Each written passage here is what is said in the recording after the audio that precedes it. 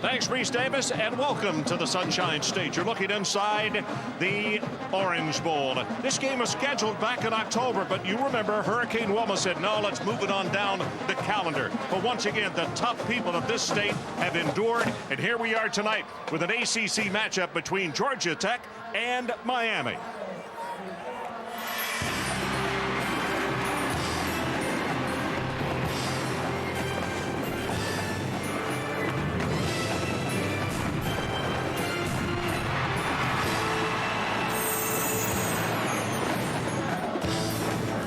Welcome to ESPN's College Football Primetime, presented by Polaroid.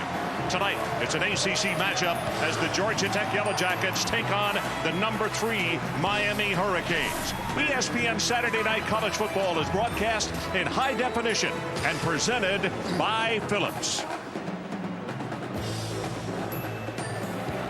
So the Miami Hurricanes prepare to take the field, and you'll hear from the crowd when they do. In fact, they now move up inside the inflated helmet. Here comes the crowd, and here come the Hurricanes.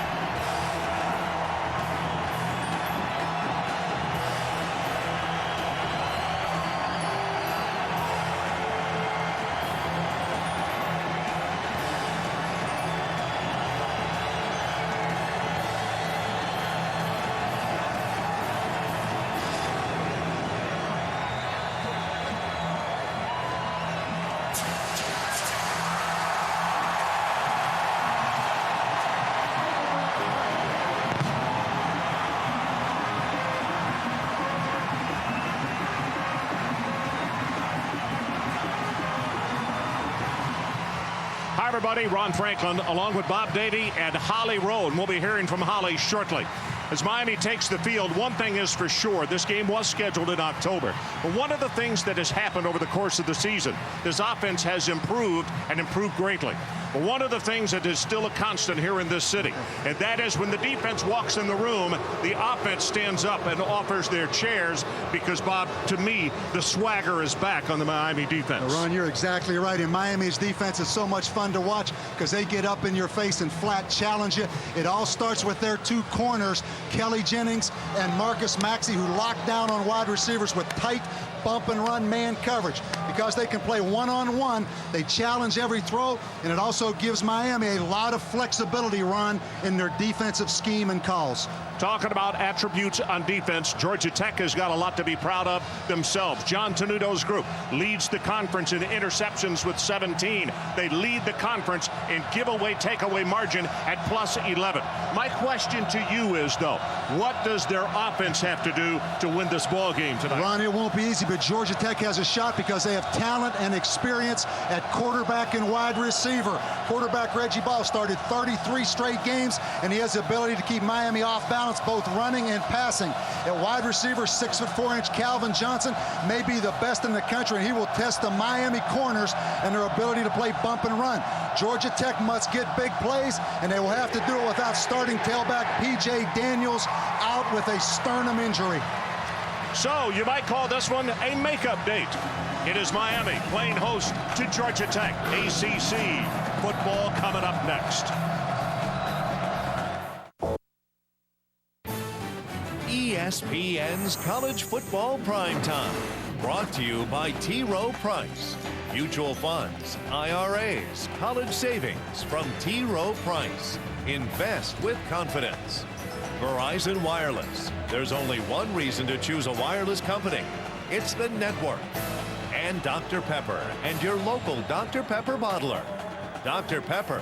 One taste and you get it. So welcome back to Orange Bowl Stadium in Miami, Florida. The city Miami welcomes you. That's what it says to the Orange Bowl. The record 6-3 and 8-1. And of course, what is at stake tonight? The Miami Hurricanes, Bob Davie, still trying to keep up with a possibility of adding a 6th national championship to go on that banner right there.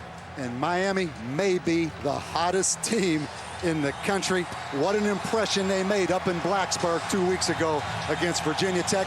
They got the attention of the entire country, Ron. I don't think there's any question about that. Jordan prepares to kick it off, and the deep man That's Jala, one of the wide receivers, Akeem, a junior out of New Orleans, St. Augustine, and Darnell Jenkins on the other side. Here's the kick. Going to be taken at the 5 by Jenkins. Loses his footing, and he's down at the 21-yard line. So it gives us an opportunity to talk about young Kyle Wright. And we have visited a lot about him and his progressions through the season. And there's no doubt in visiting with him this past week, the improvement of that offensive line has been one of the things that has really helped him along after starting the season with 9 sacks against Florida State. And Ron, he will need pass protection tonight.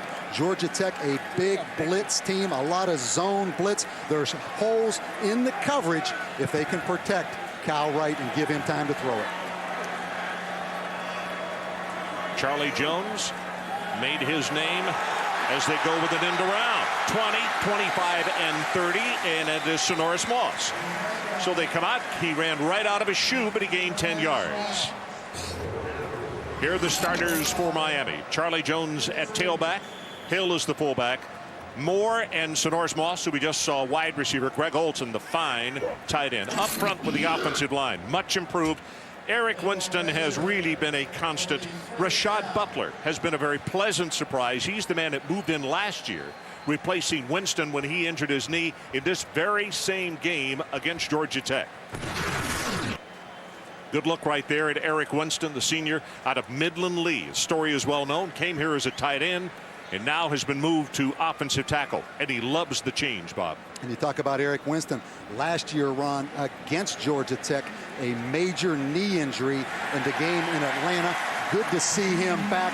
He is one of the top 2 offensive tackles in all of college football. Looking forward to the NFL draft at the end of this year. It was funny yesterday. 2 of his buddies that he played high school football with and won a state 5A championship in the state of Texas with were in town to visit. And he was all grins and showing him around the athletic facility. A long way from Midland, Texas to Miami, Florida, Ron. I promise you. Yep, those kids said they were glad he came here. It gave him an opportunity to visit this part of the world. Wright drills the pass. Did he catch it? Nope, incomplete. That is Greg Olson on the receiving end and could not get the handle on it. Here are the starters for Georgia Tech. Eric Henderson, well documented. He and Roto on that left side, extremely tough. NUI and Adam Oliver making up the remainder of the down 4. Hall, Wilkinson, and Philip Wheeler. Philip is a true freshman at one of those linebacking spots. Davis and Scott on the outside. Chris Reese, quite a player. And DeJuan Landry at the free safety. His brother LaRon plays at LSU. Gonna throw. Wright has a man. The ball is tipped and almost intercepted by KaMichael Hall, number 35, one of the linebackers. Ron, something Miami does a lot. Unbalanced line. You're going to look right here. This is Olson, the tight end, really lined up next to the guard at offensive tackle, but he is eligible because he's the end man on the line of scrimmage. That's a big part of Miami's offense, really lining him up as a tackle, the number 2 man, but eligible on passes. Nice job by Hall. You could see his drop, and he not only got the depth, but had the jumping ability to get up and hit it. 3rd down. Here's Wright, safety valve, throws it high. It is caught. It's going to be well short of the 1st down. They're going to give him forward progress about 3 yards shy of it. Sonoris Moss, who handles the ball for the 2nd time in this ball game, and it will be punting time for Brian Monroe, a junior out of Palm Beach Gardens, Florida. You look at Larry Coker. Pat Clark is the deep man. Here's the boot for the left footer. Not a good spiral. Now takes a big Georgia Tech bounce and is going to be touched down by Buck Ortega, one of the tight ends, only 31 yards on the boot. So that means that it will be Reggie Ball directing the offense here for the Georgia Tech Yellow Jackets. Started 33 of his 34 games in his career. Missed the 1 game against Connecticut with viral meningitis early in the season. Ron, this guy is plenty capable. He must be consistent in his decision making against the speed of this Miami defense. And you know, I have to think he had a bad ball game for him against this Miami team last year. 3 pickoffs, and some not so good decisions that he wants to make amends for that. Zips this pass, has the first one complete out at the 49-yard line to big Calvin Johnson, and it's complete for 18 yards. And this is what we want to see. It's going to be Miami man-to-man coverage, bailing out right there. Kelly Jennings, the deep comeback route by Calvin Johnson. And Ron, there is no question about Reggie Ball's arm strength. Oh, Jennings may have shaken himself up, Bob, either that left shoulder or his left arm. Randy Phillips, number 6, a freshman out of Belglade, comes into the ball game replacing him. Pitch back goes to Tashard Choice, going to be hit behind the line of scrimmage and knocked down for no gain. And as Bob mentioned off the top, P.J. Daniels not able to play at all tonight. So here are the starters. Choice at tailback. It'll be Calvin Johnson and Bilbo at the wide receiver spot. George Cooper is the tight end. And up front with the offensive line, the biggest change here is Basirovich will start replacing Brad Honeycutt at that right tackle position. Honeycutt, a redshirt senior. Basirovich does not get that much playing time. 2nd down and 12. Pitch looked like a broken play, and now it is totally broken as penetration by Orion Harris. Here are the starters on defense for the Hurricanes. Up front, we just talked about Harris. Baraka Adams has had an outstanding year. Javon Nathan and Thomas Carroll on the outside at the defensive ends. The linebackers, McIntosh, Romeo Davis, and John Beeson. And in the secondary, Jennings, who was shaken up and had to go out, and Marcus Maxey. Merriweather and Kenny Phillips are the safeties. There's a look at Jennings on the sideline. By the way, Kenny Phillips, number 1, is a true freshman out of Miami, Carroll City. Timeout, Georgia Tech. No score, 12:04 left to play, opening quarter.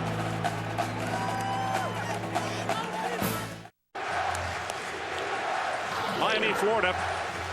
No score. Timeout called by Georgia Tech. They have a 3rd down, and they got to take it all the way to the Miami 40-yard line. You look at the rankings defensively nationally. Total yards first. Total yards, passing yards first. Tied for 2nd. Those are national standings, not conference standings. Here they come. Twist inside, also a blitz. Ball gets it away, and he has the catch, and it's very close to the 1st down as he gets it out to Pat Clark. Thomas Carroll with some heavy pressure, but it's good for 18 yards. And the first thing, you're going to get Brandon Merriweather, the safety, locked up on Pat Clark, number 6. A huge 3rd down and 17. Ron, in nickel situations, Brandon Merriweather goes from safety to nickel and gets matched up on the 3rd wide receiver, and that time a great execution, throw and catch by Georgia Tech. 1st down for the Yellow Jackets. They have it at the 39.5-yard line. They'll go with the running play. Here comes Choice, bounces it outside at the 30, still on his feet, and is going to be pushed out of bounds. Or is that Chris Wood? It was Choice, number 22, 15 yards gained on the play. Started his career at the University of Oklahoma and decided he would transfer. And interesting, Ron, played last year at Oklahoma, 22 carries, 104 yards in 04. Did not have to sit out a year at Georgia Tech. Had a hardship, as we saw P.J. Daniels over there on the sidelines. But normally you have to sit out a year. This guy played last year at Oklahoma, this year on the field for Georgia Tech. Rare situation indeed. You're right. 1st down, Georgia Tech. They have it at the 24.5-yard line. Ball, great protection. Gets the pass out, complete to Calvin Johnson. Holly Rowe, we got your microphone steadied away there. What do you have for us? Well, guys, Reggie Ball is a different player this year. His teammates and coaches say he's matured incredibly. Most importantly, the statistics that matter to Coach Gailey are interceptions. He has cut down that total. He had 18 last year, only 8 so far this year. The other important statistic for Georgia Tech are the sacks he's taken. Only 4 sacks credited against this quarterback this year. He knows when to get out of bounds, when to throw it away, and when to live and play another play. Holly, right now they scrimmage with back-to-back first downs. And Reggie Ball is going to have to call another timeout. You see him shaking his head as he goes to the far sideline. Georgia Tech shaking their head as well to use 2 this early. So let's take a timeout. 11:20 left to play, opening quarter. Still no score. Georgia Tech threatening. ESPN's College Football Primetime is presented by Polaroid. Log on to ESPN.com, search Polaroid for a chance to go to the BCS National Championship. And in part by Radio Shack. This holiday, don't just get a gift, get the right gift at Radio Shack. So welcome back to Miami, Florida. Time is back in. Happy to report for Hurricane fans. Number 22, Kelly Jennings, back on the field of play. He's down at the bottom of the screen. Chris Woods, a tailback, going to throw it. It's intercepted, and that's the freshman, Kenny Phillips. He's trying to run it out of the end zone, and it's going to be tackled. We may have pass interference. But Chris Woods in a tailback, and he throws the pass and the pickoff.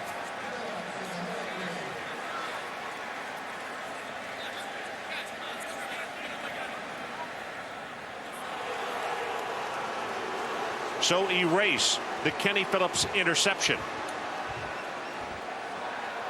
Pass interference. Number 24 in the defense. The penalty occurred in the end zone. The ball will be placed at the 2-yard line. First and goal. Going to get a chance to see the pass interference. Calvin Johnson in behind Marcus Maxey.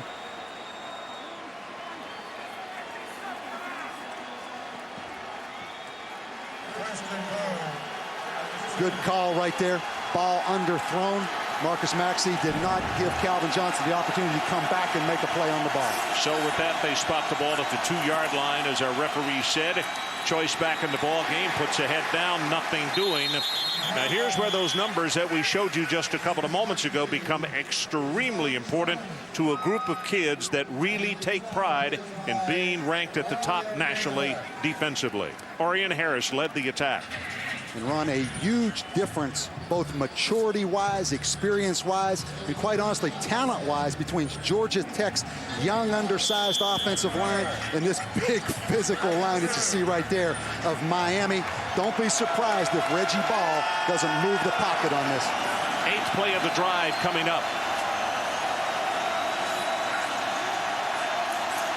Short drop, fade route, near sideline, looking for Johnson. Well overthrown. It'll be 3rd down. Kelly Jennings was the man covering. And you will see that all night, whether it's on the goal line or upfield. The Miami defense, Ron, up there in bump and run coverage, being physical on the big 6'4" wide receiver, Calvin Johnson. Bob, let me say this about Kelly Jennings. When we visited with him on the phone earlier this week, Kelly Jennings, I thought, was impeccable as far as his manners. I've never heard a nicer young man.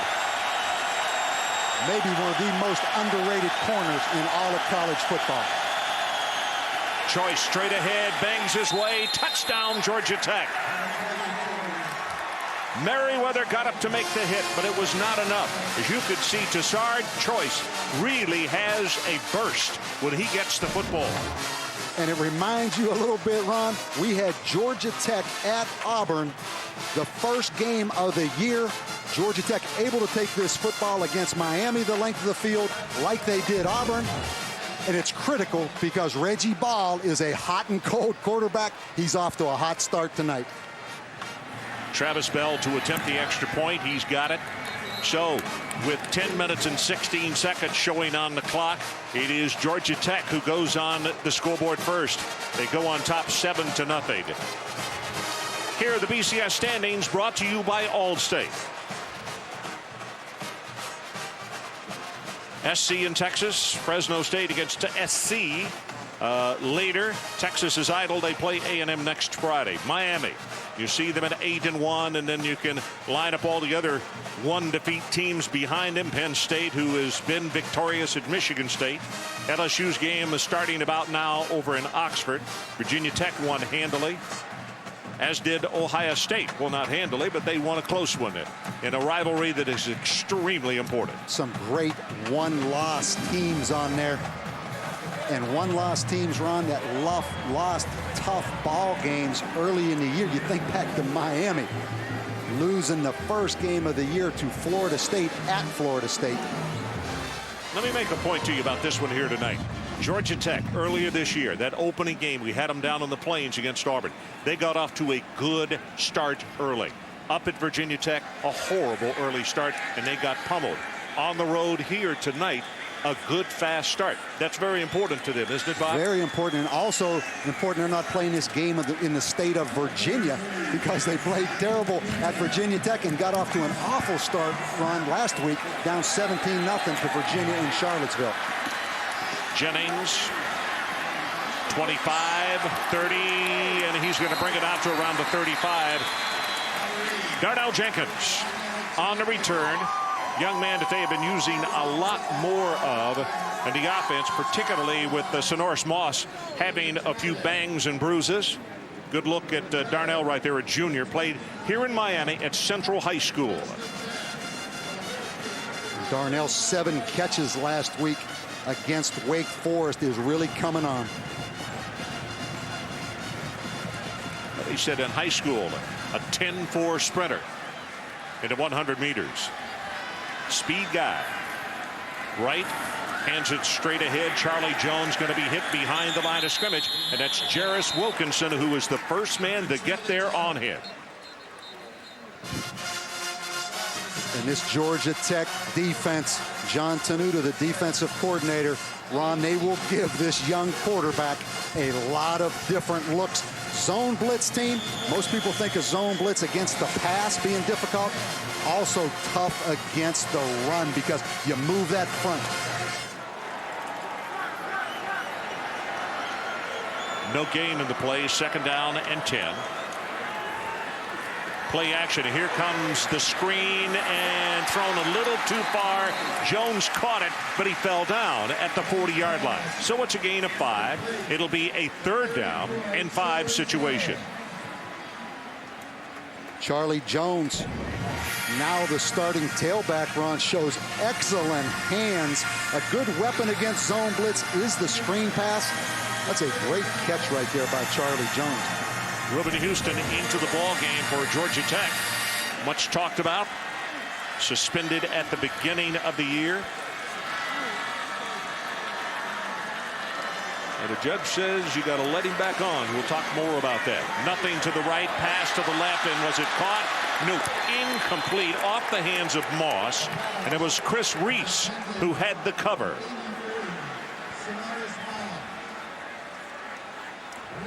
Chris Reese, who was a linebacker last year, a safety this year, came over the top and forces Miami, Ron. 2nd time that Miami has had to punt. And we're at the 8:41 mark. High pass, and the left footer got it away. Boy, they were fortunate. Now it takes a huge Miami bounce, and it's going to come out of bounds at the 21. Let's go to the sideline and check with Holly Rowe. Holly? Well, guys, Georgia Tech reinstated Reuben Houston today, or excuse me, on Tuesday. He was a 2-year starter that was suspended June 30th after being indicted on federal drug charges. Now, he's not yet gone to trial, but he did go to legal means to be reinstated to this team. It was ordered on Tuesday. Georgia Tech said they will comply with the order, but athletic director Dave Brain was quoted this week as saying it should be a privilege, not a right, to play football for Georgia Tech. Chan Gailey has said that he will treat him like any other student athlete. And defensive coordinator John Tenuta says, hey, he can help us win, and he's one of the guys they're certainly going to play him, as you can see. Thank you, Holly. Mike Cox in motion. Little counter tray, and boy, there is nothing. Tashard Choice just gets obliterated at the line of scrimmage. Orion Harris on the tackle. And back to the Reuben Houston situation from a coach's perspective. Chan Gailey has to do what he has to do. Allow him to be a part of the program. Chan Gailey does not have to play him. And I worry about a couple things making this decision. Number one, Ron, chemistry of your football team. because obviously you have guys that have practiced every day since August 1st that Reuben Houston steps in front of and plays. And another thing I worry about is just conditioning and this young man's ability to go out there and play well. Tried to set up the screen, and it's thrown incomplete at the 15. Bob, my greatest concern is this. I don't know about a federal judge stepping in a case that is unprecedented, because Georgia Tech's never had a felon athlete. And stepping in and telling an Institute of Higher Learning what they have to do and how to run their school. That bothers me a little bit. Well, I think you're right on with that, and there's no question it's controversial at the least. A head football coach, certainly an athletic director, would like to be able to control his own rules and regulations and decide who plays in the football game. But the bottom line, the judge made the decision, and Reuben Houston is on the field tonight. 3rd down and 13. Here comes pressure. Ball is sacked at the 6-yard line, and it's Brian Pata. And Ron, back to Reuben Houston to put closure on it. There's one other thing that really bothers me. Just the young man's ability to go out there and play without contact. You know, the NCAA has a 5-day acclimatization period in August. The first 2 days you go with no pads on, just helmets. The second 2 days, shoulder pads and helmets. The 5th day, you're allowed to tackle with live contact. This young man has gone through no acclimatization period. All of a sudden, he's out there on the field tonight. Here's the punt, and also we need to reiterate, it is accused felon. He is not a convicted felon. 31 yards on the punt. So great field position, and it all came from the sack of Pata. And one last thing on Reuben Houston. Georgia Tech did call the Atlantic Coast Conference about 2 hours before the game and brought up the acclimatization period, because that is an NCAA rule as far as participation. But he has been cleared tonight because it only applies in the ACC's determination to preseason practice. So from just inside the 40, draw play. Charlie Jones, and Charlie with 3, maybe 4 tough yards. Going to be 2nd down and long. And was DeJuan Landry who came over to make the tackle. I mentioned in the lineups this evening, DeJuan, outstanding player out of Aimee, Louisiana, which is just north of New Orleans, and his brother, Moran, is an outstanding safety for the LSU Tigers. And this guy was a quarterback in high school, and he can tackle just like his brother. They are tough. Tackle. Hey, both of them. I bet there were some battle royals in that backyard. Wright going to be hit, and he's sacked by Eric Henderson.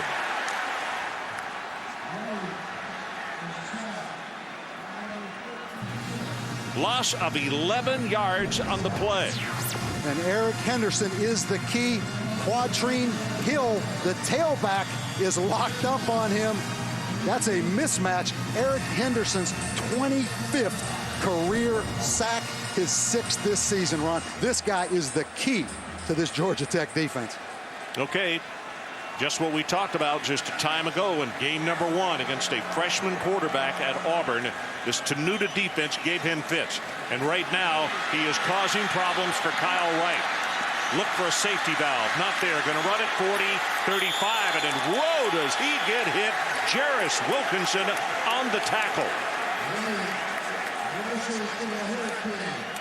This guy may be the most underrated linebacker in the ACC, Ron. And right here, Georgia Tech in zone, invites Kyle Wright to run the football, and watch this lick over here. Wham! That is a shot on that sidelines. You see where he hit him on the shoulder. Careful not to throw that lick toward the head. It is 4th down. And it would appear Miami's going to go for it. They need to take it to the 28-yard line. After all the exposure we had to it last week, remember one thing. On 4th down, you better not fumble it forward unless you're going to recover it, because it's coming back to where you fumbled it. Not going to be a point, though, because Wright is sacked again. This time, Philip Wheeler.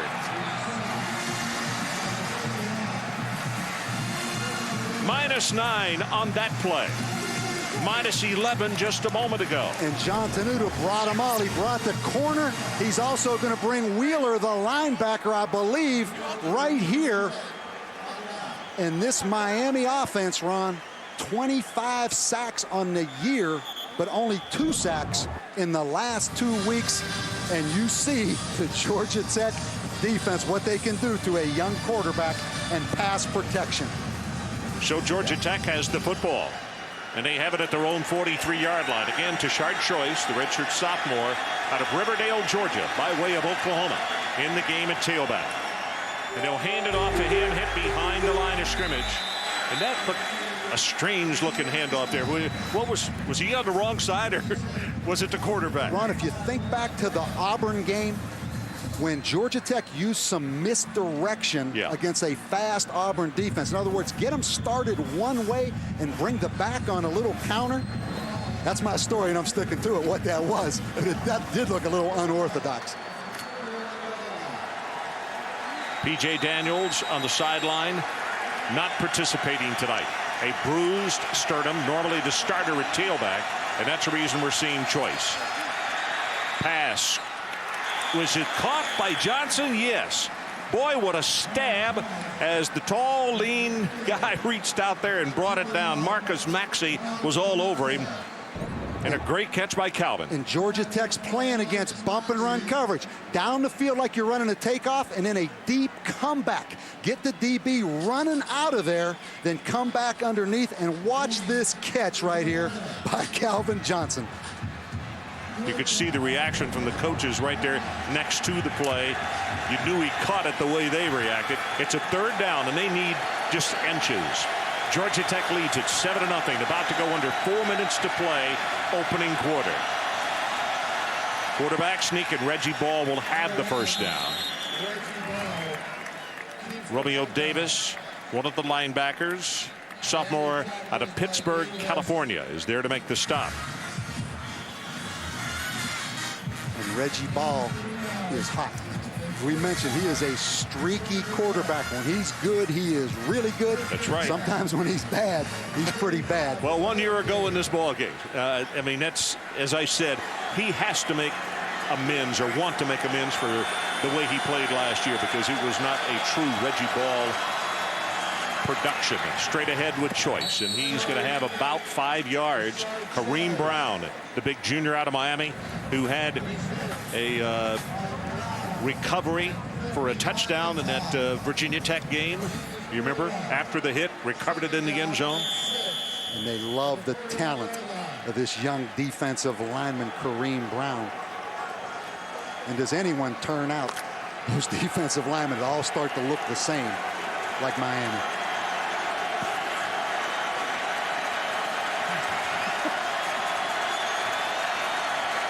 Second down and about 5.5. Choice, look at him, change direction, has 5, has 10. And I'll tell you what, folks, when you see the replay on this one, he almost broke his own ankle, let alone the defender. And Ron, I talk about the cutback play. Get a fast defense starting this way, and then cut it back against the grain. Take advantage of their over pursuit. Watch right here. Everything starts to the left, and look at the cutback lane right there.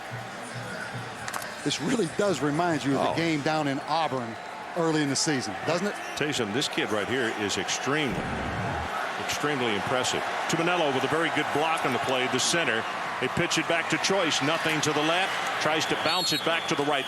Check it, it's Chris Woods, had just come in replacing Choice. The keys to Georgia Tech's offense, I think, first, run the quarterback. The reason I say that, last year, Reggie Ball didn't play well, Ron, but he had some huge quarterback runs. Second, I think at some point you have to throw some screen passes. Wake Forest did a good job. And third, and the biggest, take some shots against man-to-man down the field to number 21, Calvin Johnson. Yeah, when you got a horse like that, you got to ride him. He's on the bench right now getting a breather. It's second down. They need to take it just outside the 20-yard line. Ball looking, goes for the end zone, and that one not close.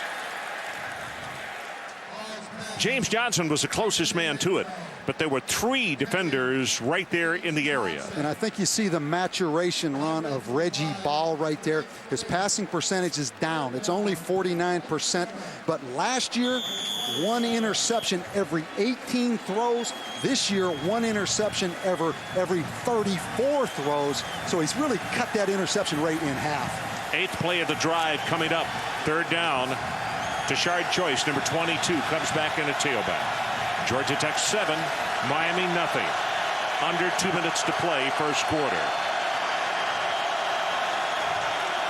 Going to put it in the stomach of Choice, and the draw play didn't work. Good idea, but Miami was right there and read it well.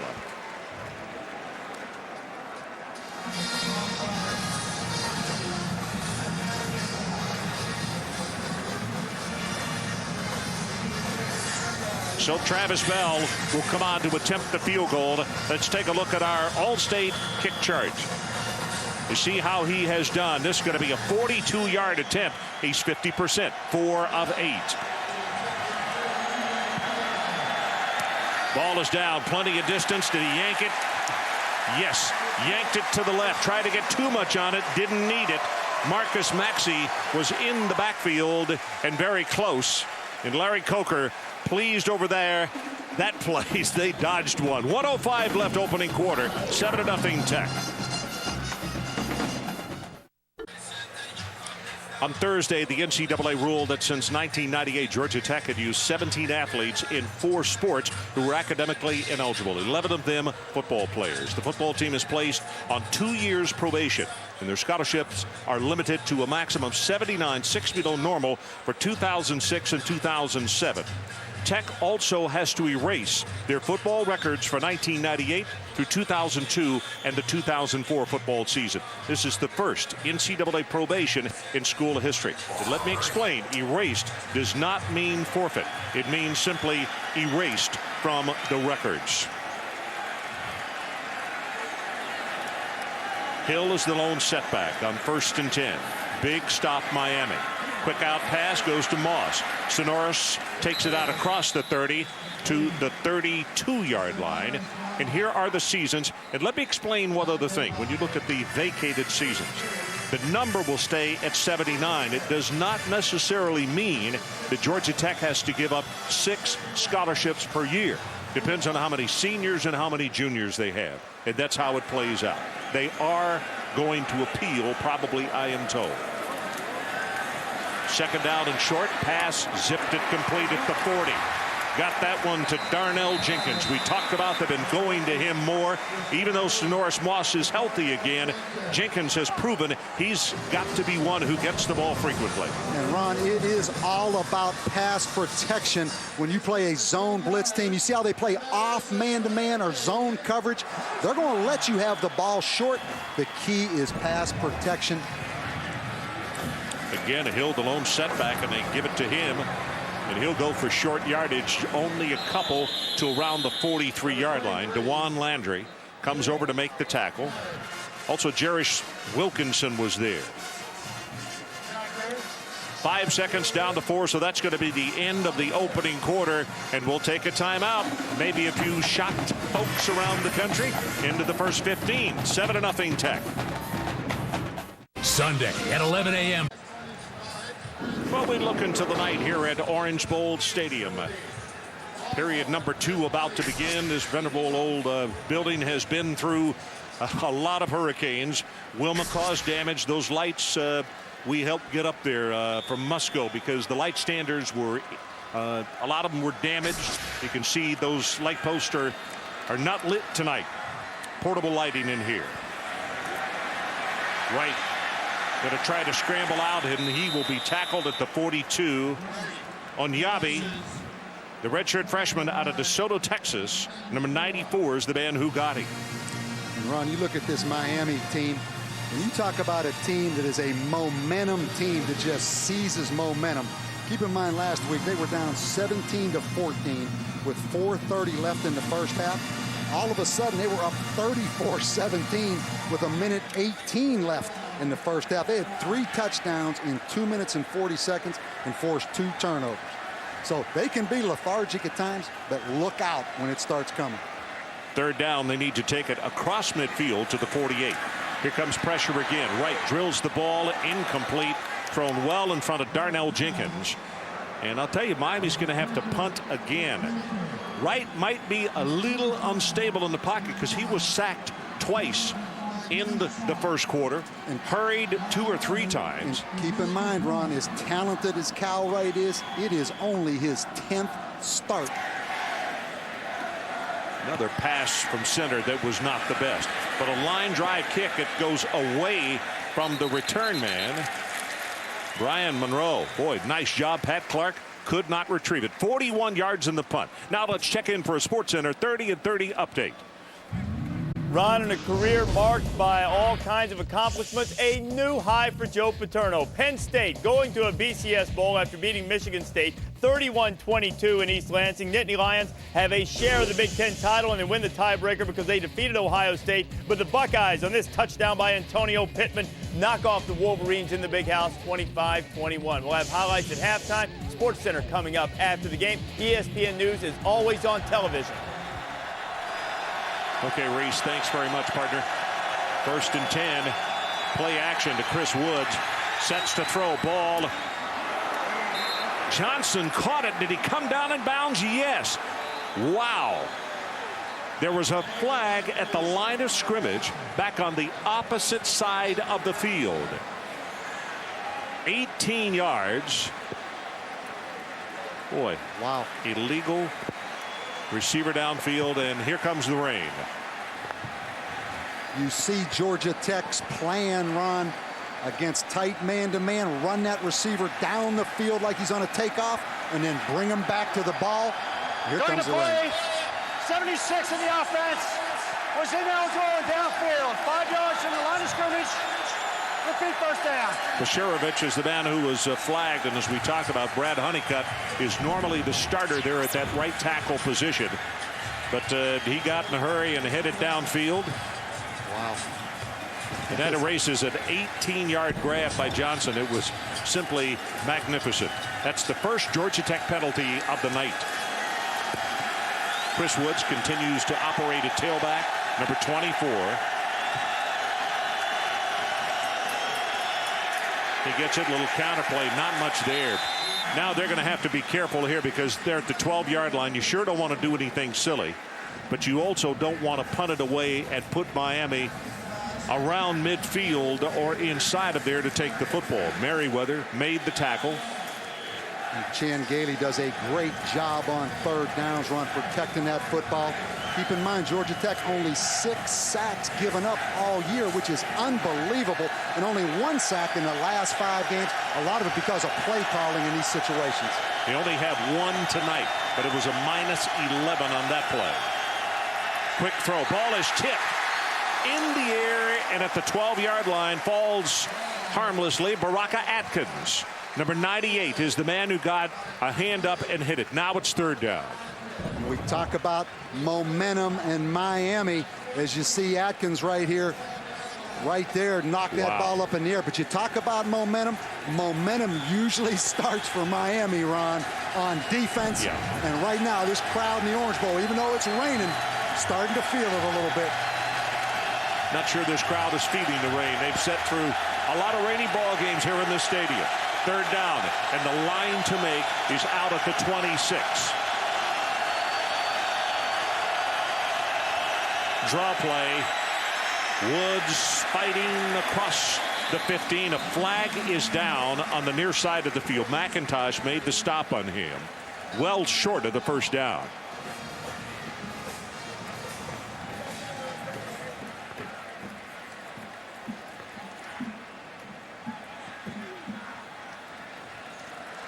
They're going to have to come back and do it again. I said this before, but Miami's defense. Illegal formation. Less than 7 on the line of scrimmage. By the offense. Penalties declined. Well, they don't have to do it again. They obviously will decline that and have to punt it away. And Devin Hester, Miami's great punt returner, Ron, not playing because of a hamstring injury up at Virginia Tech 2 weeks ago. Darnell Jenkins is the man who's back there. He's become the all-everything. Good coverage kick, very high. Fair catch, no fair catch called for, and the tackle made immediately at the 46 by Chris Reese. 36 on the punt, 7-0 Georgia Tech. We'll be right back.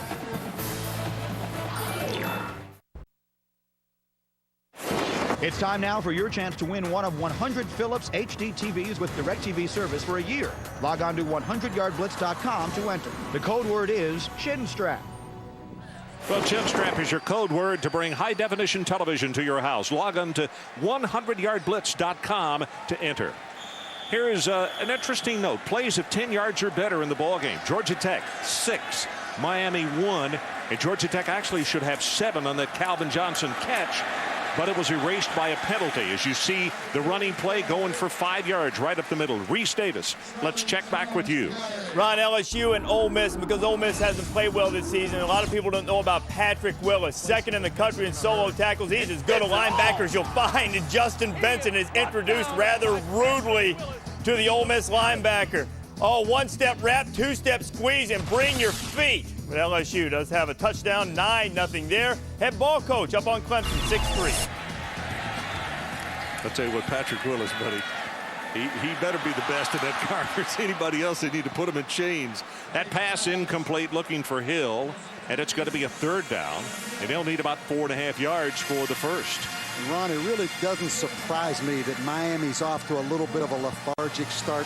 Think about the last 2 weeks on the road, both night games at Virginia Tech, at Wake Forest, the Wake Forest game in the afternoon, home late, but also great atmosphere at Virginia Tech. Sometimes playing here in the Orange Bowl, you don't have that same atmosphere. This team a little bit flat right now. So it's 3rd down, and as we said, they have to go to the 42-yard line. Here comes a blitz. They're bringing everybody. The pass is complete to Moss. If he gets outside, it's trouble. He was not able to, and he is not going to have the first down. Going to miss it by about a half a yard as Dennis Davis made the tackle. And now, Bob, do you go for it on 4th down? First of all, let's take a look at this little screen pass to Sonoris Moss right here. Reuben Houston comes in, makes an aggressive play. Sets up the 4th and 1. I think he's going to go for it right here. Well, nope, at the last minute. At the last minute, Brian Monroe is going to come on. He is the punter. Of course, everybody's got a fake. And you want to go for it, but think of Miami's defense, how stifling they can be, and it's a field position football game. Good decision made by his head right here, not his heart. Georgia Tech has come close, but they don't get there on this one. High hanging spiral is going to bound at the 10, and now it takes a Miami bounce and goes out of bounds inside the 10-yard line. So we'll take a timeout. 11:06 until halftime. Georgia Tech 7-0. Tiger, Annika, Fred Couples, and Fred Funk. The Maryland Skins Game, an ABC Sports Thanksgiving weekend tradition. Next weekend on ABC. She's absolutely perfect. And the best part, in each hand, she has a cold Bud Light. Good day, Jack. ESPN's College Football Primetime, brought to you by Aflac. Buy your 2005 Aflac Holiday Duck at Aflac.com. And smooth and refreshing Bud Light. Great taste, great times. We've been talking about the rain here in Miami. As you well know, and if you don't, there's a storm named Gamma that is in the Gulf. Good news late this afternoon. That storm is looking more like it is not going to come into the southern tip of Florida, that it'll go south of there. Pass for Johnson. Did he catch it in bounds? No. Caught the ball, but just a little bit too close to the sideline. I'll tell you what, he's a highlight tape even when he doesn't catch it. Watch this effort right here as Reggie Ball throws it into traffic. That is a great adjustment. And how about the hand-eye coordination? Great effort. That guy's 6'4", 220 pounds with that kind of body control.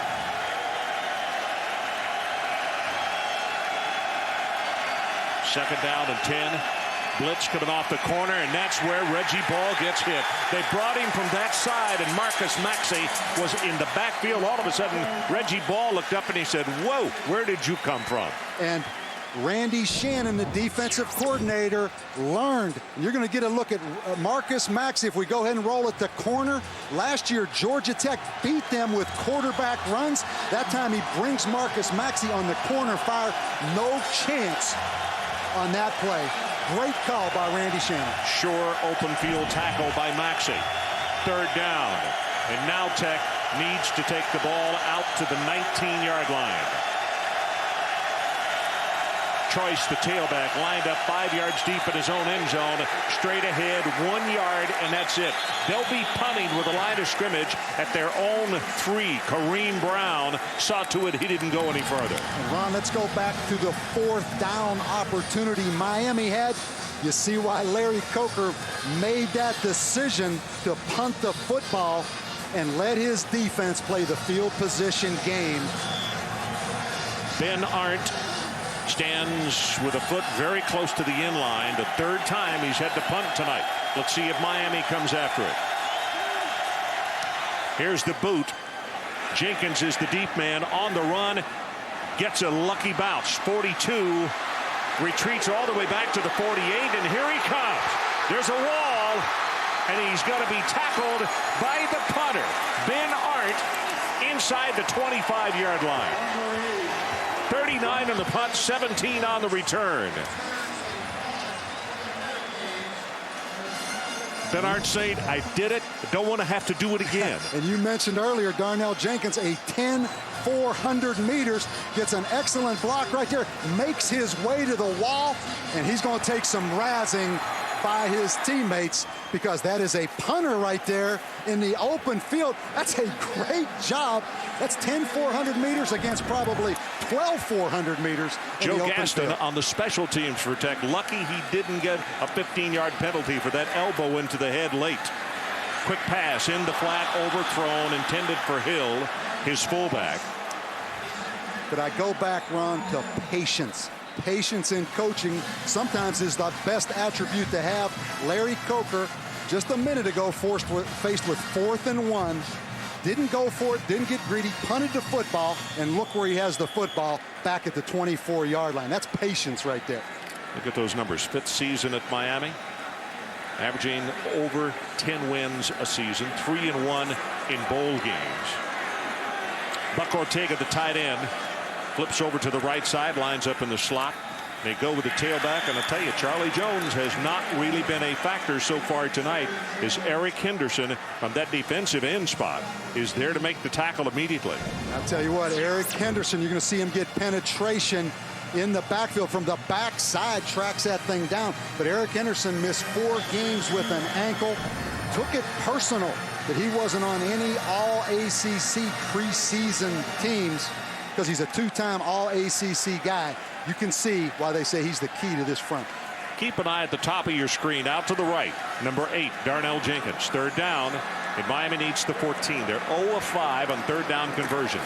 Blitz right up the middle, pass over the middle, had a man there, didn't turn around, and was almost intercepted. Sonoris Moss, the ball was there before he realized, and Dennis Davis is the man who had a shot at it. And that could have, maybe should have been a touchdown. You're going to watch Sonoris Moss go right up the seam right here against 3 deep coverage. The ball a little bit late thrown, Ron, and Sonoris Moss obviously not looking back expecting that football. He was open early. Yep.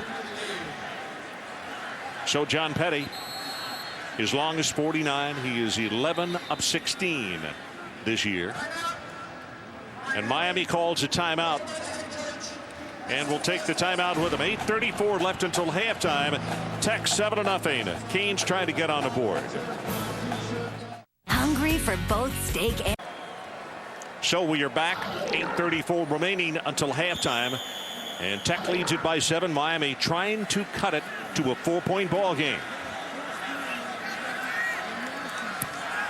Plenty of distance and plenty of accuracy. We got a 7-3 ball game. John Petty. And that's key, Ron, because last week against Wake Forest, John Petty missed 2 extra points uncharacteristically in that ball game. Great bounce back right here, and he drilled this one. So what do you have to do? Put an asterisk by the play that Ben Arndt made. He saved a touchdown when he got inside the wall. Otherwise, Sonoris would have been down there cheering with his teammates. And we're talking about the punter and that big tackle on Darnell Jenkins on that punt return. Yes, sir. Yeah, not Sonoris. You're exactly right. It would have been Jenkins. Guy looks like a tackler, doesn't he? Looks like a defensive player. Well, it messed up his hair, if that's what. I'll tell you one, those arms kind of flailed away from his body right there prior to impact. But I'll tell you what, that was a big lick. He's still talking about it, too. He's you know, I didn't want a kill shot. I just wanted to break down to make sure I wrapped my arms. So the situation 7-3, about the midway point of this second quarter. In Miami, well, they knew it coming in. A lot of them did, and maybe some of the players didn't. They're in for a football game tonight, and they better be prepared for that, because Tech is very well prepared on both sides of the football. As Monroe prepares to kick it off, Grant, one of the deep men.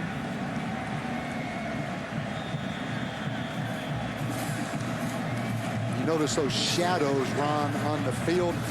One thing when I coached, can tell how good the lights are by how limited the shadows are. There's some long shadows out there on that football field as you look at those Miami players. McGuire is the other deep man back there, very high. And this is a spinner. Going to come down to McGuire, the 3-yard line. 15, 20. High stepper takes it all the way out to around the 28. And our Miller highlight moment in time takes us back to Miami's first game of the season against Florida State, September the 5th. Kyle Wright making his first start at quarterback. Boy, he was sacked 9 times in this ball game. In the second quarter, Wright hits Ryan Moore for a 34-yard touchdown that made the score 10-7. But with 2:12 remaining, Miami's field goal attempt was botched. FSU wins 10-7 and hands Miami their only loss of the season. Seen a lot of poses by head coaches in that stadium on missed field goals between Coach Bowden and some opposing coaches as well. Reese Davis, let's check in with you. Haven't heard from you in a while, buddy. Ron, we'll check in now on LSU and Ole Miss, and the Bayou Bengals taking a step closer toward that SEC championship game. Still have Arkansas next week. Joseph Adai scoring against the Rebels. Les Miles' team on top and Vaught Hemingway 16-0. And Oregon is slapping around Oregon State. Remember, the Ducks went down 50-21 last year. Looks like Bilatti's trying to repay the favor. Talk about one-loss teams. How about LSU? We did that game on Monday night when they were up 21-0, lost to Tennessee. What are the odds Tennessee could beat LSU right now? I don't think it would happen. That's another great one-loss team. Choice gets the pitch back, tries to turn the corner. Boy, that is great pursuit by Glenn Cook. Sophomore out of Hollywood, Florida.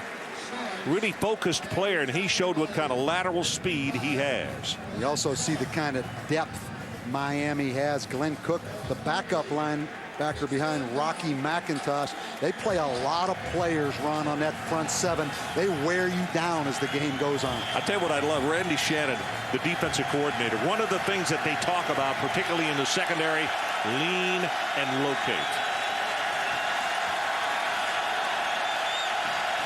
Choice on third down, needs to take it to the 39. Here comes the pressure, going to have to hustle out of the pocket, throws this one away. Heavy pressure, Orion Harris. Holly Rowe, let's check on the sideline with you. Well, guys, you're talking about how many players they play on defense here for Miami. Against Virginia Tech in that big upset of the ranked team, they play 25 different guys on defense. Now, Randy Shannon does it for a couple of reasons. One, to keep their legs fresh, and you can see fresh legs, especially on pursuit like we just saw against Reggie Ball. But secondly, he said it prevents a star system from forming. All these guys feel like they're in it together. No one guy stands out, and they are certainly playing team defense. Okay, Holly. Here comes the punt. Fair catch called for at the 26-yard line and is made. 39 yards in the punt. You know, to further what Holly was talking about, Randy Shannon really does guard against that sort of thing where somebody could have an opportunity to get the big head, because he himself will not look at stats and reflect them to the team. He says those numbers many times are not always true. You talk about a great fit. Randy Shannon played linebacker here at Miami under Jimmy Johnson at about 220 pounds. He's down to about 190 pounds now. Also played with the Dallas Cowboys. He's been around a bunch of players, and he knows about team chemistry because he coached a long time with Jimmy Johnson and Butch Davis. Yeah, he's big on that. He not only preaches it, but he acts it out. Short running play right here with Charlie Jones, and Chris Reese will step up into the pocket to make the hit. Another reason that he plays so many players on defense, if you ever go to Miami's practices, some schools don't believe in hitting during the season. Come out on Wednesdays and see what the defense does. And I'll tell you what, when I was coaching, the NFL scouts would always come around and they would talk in awe, Ron, about the Miami practices. Not the games, but the competition in those Miami practices. Exactly. That's the reason the backups are so good. Wright's going to go on top. One-on-one coverage and incomplete. At the 30, looking for Ryan Moore. Covered by Kenny Scott. And the partisans here would like to see a flag, and the officials say, no, that's a no call. And how about Kenny Scott from Florida? Turned down Miami. He was offered a scholarship. They're bumping a little bit, but let him play. Excellent no call right there. But Kenny Scott back home in Florida, Ron. Where's number 2? Deion Sanders, his idol. How many guys across this country wear number 2 because of Deion Sanders? You're right. Daytona Beach is where he's from. Played at Seabreeze High School. In Miami now with a third down. They have not committed a third down conversion tonight. 0 for 6. Wright going to go deep over the middle. That's going to be intercepted. No, it is dropped, and he just threw it up for grabs. Dennis Davis is the man who should have had the pickoff. And I'll tell you one thing, John Tenuta got Reuben Houston back, and it didn't take long. He's blitzed him about 3 or 4 times tonight off that slot. Keep in mind, Reuben Houston didn't practice until Wednesday. That's a great effort right there, but John Tenuta taking advantage of all weapons, Ron. Here comes the boot. It's a line drive kick. Fumble or muff the ball. Recovered by Georgia Tech at the 26-yard line.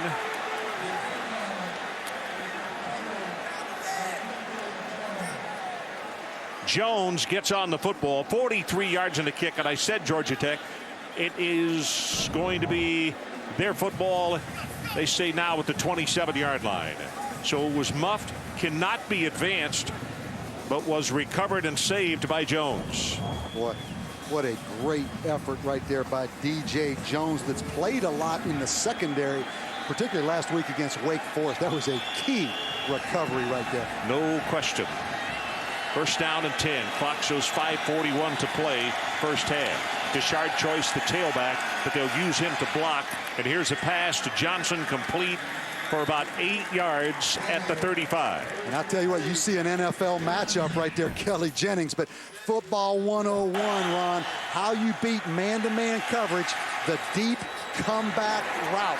Just about every ball Calvin Johnson has caught tonight has been run the defensive back down the field, make him think you're going deep, throw the ball underneath him. Just like that, because the DB has to respect you running by him on the deep ball. I can promise you that pass caught right in front of the Miami bench. Those guys were standing there saying, yeah, he could play for us. He could play for us big time. That running play is going to go for about 1 short of the first down. Holly Rowe, let's check back with you. Well, guys, last year in this game, Calvin Johnson was just a freshman, but he was shut down, just 2 catches for 10 yards. And after that game, he realized he just wasn't strong enough physically to take that bump and run coverage and the jamming at the line. He dedicated himself in the workout room, gained about 10 pounds of muscle, but guys, not just getting stronger physically, he says he's got to get stronger mentally. He said, I've just realized lately, I've just got to get plain old meaner out there on the football field. You can see him blocking well downfield and trying to be more of a physical presence tonight. Okay, Holly, great job. You know, Bob, he is truly an all-airport, as the expression goes. And I tell you what, you're right. I mean, when he gets off that plane or gets off that bus, he looks as good as you can look. But I think Chan Gailey gave him the biggest compliment, said he's the best wide receiver he's ever had. Keep in mind, he coached Michael Irvin at Dallas. That's a pretty strong compliment.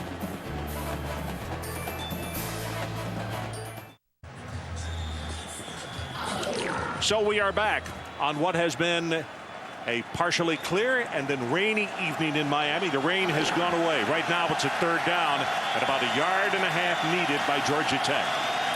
Choice will not get the handoff. They fake it to him, and it's to the tight end, overthrown. George Cooper was there. And boy, Reggie Ball would like to have that one back. They got the single coverage, but Big George was open. They wanted to go to George Cooper, but number 1, Kenny Phillips, the freshman DB right here, is going to jam up the tight end at the line of scrimmage. 3rd down and 1. Chan Gailey takes a shot right there. As long as he doesn't hold him, Ron, he can bump him. Good no call. Oh, here comes the kick, wobbly spiral. Jenkins on the run. Got away from him, and now a big Georgia Tech roll. It's going to be Miami scrimmaging just inside their own 10-yard line. Tomorrow night on ESPN, the Chiefs need a win to keep pace in the AFC West race as they take on the Houston Texans, looking for an upset. Chiefs and Texans tomorrow night, 8:30 on ESPN. It's also available in high definition on ESPN HD. And no surprise, the kind of defense Georgia Tech is playing. This is a good Georgia Tech defense. They're 19th in the country in total defense. They were 12th last year on. Have not given up 400 yards to any opponent this year. Well, we said that Tenuta might give this young man trouble, and he has. Look, 5 of 14. That is what he has completed tonight, only 31 yards. And this is the longest run from scrimmage by Charlie Jones. Charlie out close to the 19-yard line, tackled by DeJuan Landry. Charlie Jones got his opportunity up at Virginia Tech, had 97 yards on 24 carries, followed it up last week with 90 yards. One thing at Miami, Ron, they always replace guys that leave, whether it's to the NFL draft or whether it's the injury. There's always a guy waiting in line. 6 carries for 19 yards for him. There you see Winston, the big tackle. They move him over actually to the tight end position on the left side, and they take the ball the other direction. It'll be enough for the first down with Jones, and Landry again with a tackle. And I'm going to tell you something. We got to get a new pit crew or something. Charlie, you remember Virginia? Exactly. He can't keep his headgear on. Exactly. He lost that helmet about 5 times up there. I know you love this story. His dad owns a landscaping business. This guy is a premier golf grass cutter right here. I'm talking about Charlie. His dad makes him work, and that's a good thing. Probably one of the reasons that the coaches say his work ethic is so good on the practice field. He'll hand it to him again, takes it to the left side and powers forward for about 3 yards. We're under 3 minutes until halftime. Holly Rowe, let's check in with you. Well, guys, you're right. Charlie said he grew up cutting lawns from about the age of 10, and his dad would make him work 10-hour days, and he would work 6 days a week. He got such a great work ethic, but he said it also taught him that when he grows up, the only thing he wants to do with his hands for work, something to do with football. That's right, Holly. And you know, it gives you a greater appreciation for practice may not be quite as hard when you've been working 10-hour days. Wright drills the ball, has it complete at the 39-yard line to Ryan Moore. The junior out of Orlando with a big first down here. You see Ryan Moore came to life last week with 4 catches against Wake. They take a page out of Georgia Tech's playbook, Ron, with that deep comeback route against man-to-man. You know what? That is the longest pass play by Miami tonight, 15 yards. One thing typically Georgia Tech, a zone defense team, they don't normally give up big plays, Ron. Georgia Tech showing blitz off the corner. Right now possibly with an audible. And here they come. Blitz off that top corner. Going to go on top. Fade route. Got single coverage. Caught it, but was he in bounds? Yes. And they say out of bounds at the 24-yard line. Ryan Moore. 37 yards. I'll tell you, we've been talking so much about Calvin Johnson. How about Ryan Moore right here? Is that a tremendously thrown ball? And also the concentration. I mean, that ball thrown over the outside shoulder by the sideline. That's what the quarterback's taught to do, because the only guy that could make a play was the 6'3" Ryan Moore. Dennis Davis was as close to him as you could be without having pass interference. Here comes a draw play. Big opening. for Hill, and then it closes up quickly. Tackled at the 19. Clock runs with 1:28, now 1:27.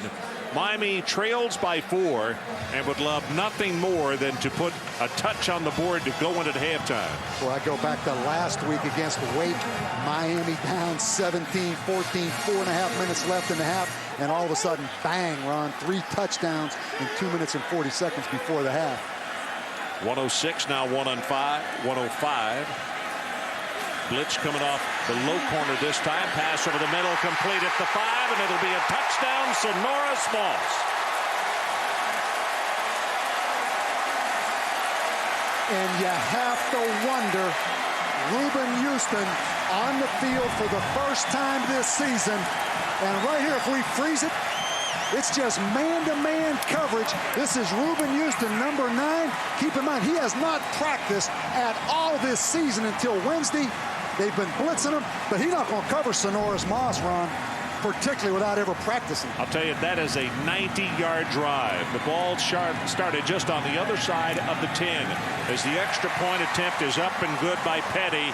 And with 57 ticks on the clock until halftime, 10-7 ball game. Reese Davis, let's go back to the studio. What do you got for us? All right, Ron, coming up on the Pontiac Performance halftime report, Lou and Mark alongside a big day, a BCS day for Joe Paterno. A big finish in the big house as Nittany Lions share the Big Ten title with Ohio State. And the Iron Bowl of defense dominated, but maybe not the one you would expect. And Ohio State displayed all the qualities of a champion and justified the reason why they may be a BCS team. And there's a player on Ohio State, the head coach of Michigan, Lloyd Carr, just twitches when he hears that name. Troy Smith, Troy Smith. We'll also take you to East Lansing, where Chris Fowler and the College Game Day gang standing by with reaction to Joe Paterno's victory over Michigan State. Okay, gentlemen, as you can imagine, the Orange Bowl is very noisy right now. Those that are sitting out here enduring the rain, they're having a good time because all of a sudden their Hurricanes, number 3 in the BCS standings, are up 10-7, and we have 57 seconds left until halftime. Ron, you go back, Reuben Houston, number 9, 2-year starter at corner for Georgia Tech. He is their best cover guy, but to put him in that situation is very difficult. Man-to-man coverage on Sonoras Moss. That's a tough situation to put him in. So let's see what kind of kickoff they get from Brian Monroe. Xavier McGuire and Rashawn Grant are the 2 deep men. This is long and a spinner. And it's going to go 5 yards deep, and they'll take it over at the 20. Monday Night Countdown brings you all of the latest news and notes from around the NFL leading up to kickoff of Monday Night Football. Monday Night Countdown delivered by UPS, 7:30 Eastern on ESPN. And then join Al Michaels and John Madden at historic Lambeau Field. Brad Johnson and the Vikings take on Brett Favre and the Packers. Minnesota Green Bay, Monday Night Football, 9 o'clock Eastern on ABC. And this Miami defense starting to dance a little bit out there on that field, Ron. When they start dancing, you better look out now. Just make sure they don't dance in your backfield. Yeah, that's the next step. That's Calais Campbell, who was outside on the left as the rush end. Choice and Woods in the backfield this time. Choice gets free. 20, 25, 30. Going to be a run of about 12 yards. Phillips, I believe, is the man who tripped him up, number 1. Also, Rocky McIntosh. Rashard Choice runs hard. Reminds you a lot of P.J. Daniels, Georgia Tech starting tailback, who's out with a sternum injury. You remember those early timeouts that Reggie Ball took? They'd love to have one right now as he has to throw this one away because they have no timeouts. That will stop the clock at 39 seconds. Moncure, number 94, Eric putting the pressure on, played right here in Miami at Carroll City. Chan Gailey. We talked in that early game as you look at Big Eric. In that early game on the road at Auburn, he really did a marvelous job of calling plays in that ball game. Trying to keep this Miami defense off balance here this evening.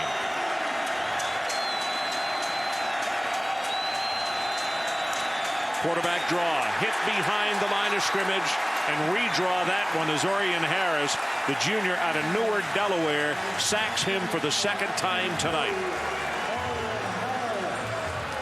And Orion Harris, 6'4", 300 pounds. You look at Chan Gailey right there.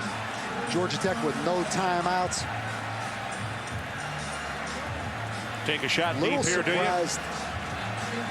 Little surprised that Miami didn't call timeout there with about 20 seconds left in the half. Yep, both of these teams are headed toward the locker room. 2-1, and we are at halftime.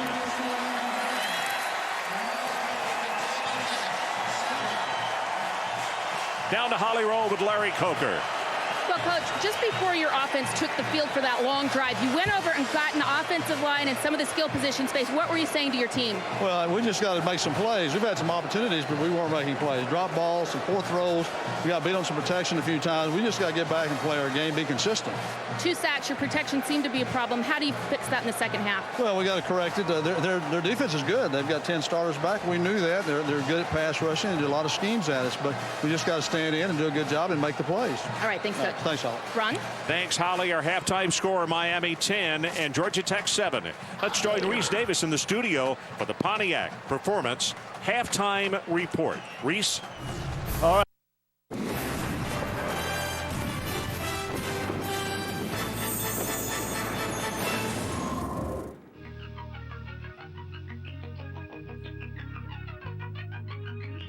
Here comes the next contestant. I wish you'd do it again. There goes the next contestant. So welcome back to Miami, and here are the first half numbers. Bob, what jumps out at you most? What jumps out is Georgia Tech only with 95 yards total offense. You can see they're capable, and actually it seemed like they had more yardage. Reggie Ball started out 3 for 3, then went 2 of 10. Miami cooled him down. What's really amazing, the other one, Ron, excuse me, is Miami 0 for 7 on third down conversions, which proves again Miami has to keep the pressure off the young quarterback Kyle Wright against this Georgia Tech blitzing defense. I think that opening drive on the part of Georgia Tech was somewhere in the vicinity of 68 yards. And then from that point on, that's the opening drive of the football game, they were held to 27 yards for the remainder of the first half of play. I think it says that, yes, this Miami defense is aroused. This is Grant. Far sideline, 25-30. And finally going to be stopped at the 32-yard line. So I guess the biggest question is, Miami is so good at doing this, wrestling momentum away, as Bob made the point in that first half. Do you think that they have totally wrestled the momentum away, or is Tech still there and can get this one? I think Georgia Tech was glad halftime came because Miami had momentum. I think it's really critical for Georgia Tech, Ron, to throw the ball down the field on running downs. They're going to have to continue to run the ball on passing downs because of Miami's defensive pressure, to throw the ball down the field on run downs. And when you have a shot here for Georgia Tech, you better take it because you're not going to get many. Here they roll that pocket. Ball drills it, has it complete. Dunlap, Chris Dunlap, the number 5 receiver. We may get a late hit on Nanton, the defensive end, Javon Nanton, 57, Ron. Boy, if that's the case, that's going to be a 28-yard play instead of 13 yards. Wow. Obviously a poor decision by Javon Nanton. So 13 on the pass completion. And then add the 15 yards. Chris Dunlap, a junior out of Miramar, Florida. You could see that Larry Coker obviously was not real pleased with the play by Nathan. From the 40. Blitz coming. They try to set up a screen.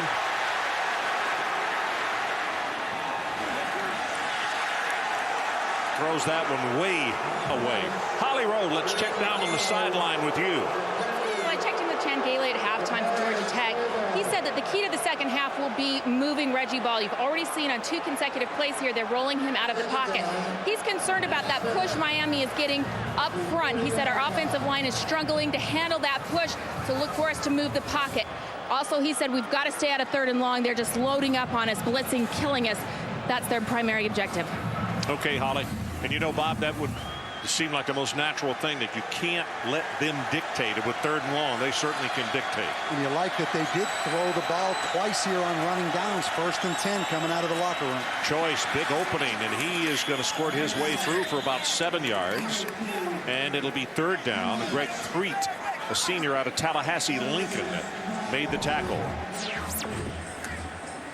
And I'm impressed with Tashard Choice. Keep in mind, he played behind Adrian Peterson at Oklahoma. Probably the #1 reason why Tashard Choice decided to transfer. No, seriously, he's from Atlanta. And because of a hardship, was immediately eligible this year. Strong lower body on that young man. You saw his cutting ability back in the first half. 3rd down, they need to take it to the 30.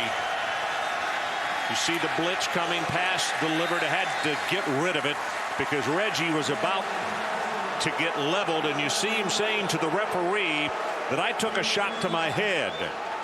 Cook is the man that he thought got to him, and judge for yourself here. And keep in mind, you cannot use the helmet as a weapon. That could have been called. That was helmet to helmet. Did he use the helmet as a weapon? Doesn't matter if it's the top of the helmet or the face mask. Obviously a judgment call, but that call really being reinforced this year across college football. Surprised that wasn't called, Ron. Ben Arndt stands back to punt. Here's the boot. It's a pooch kick, very high.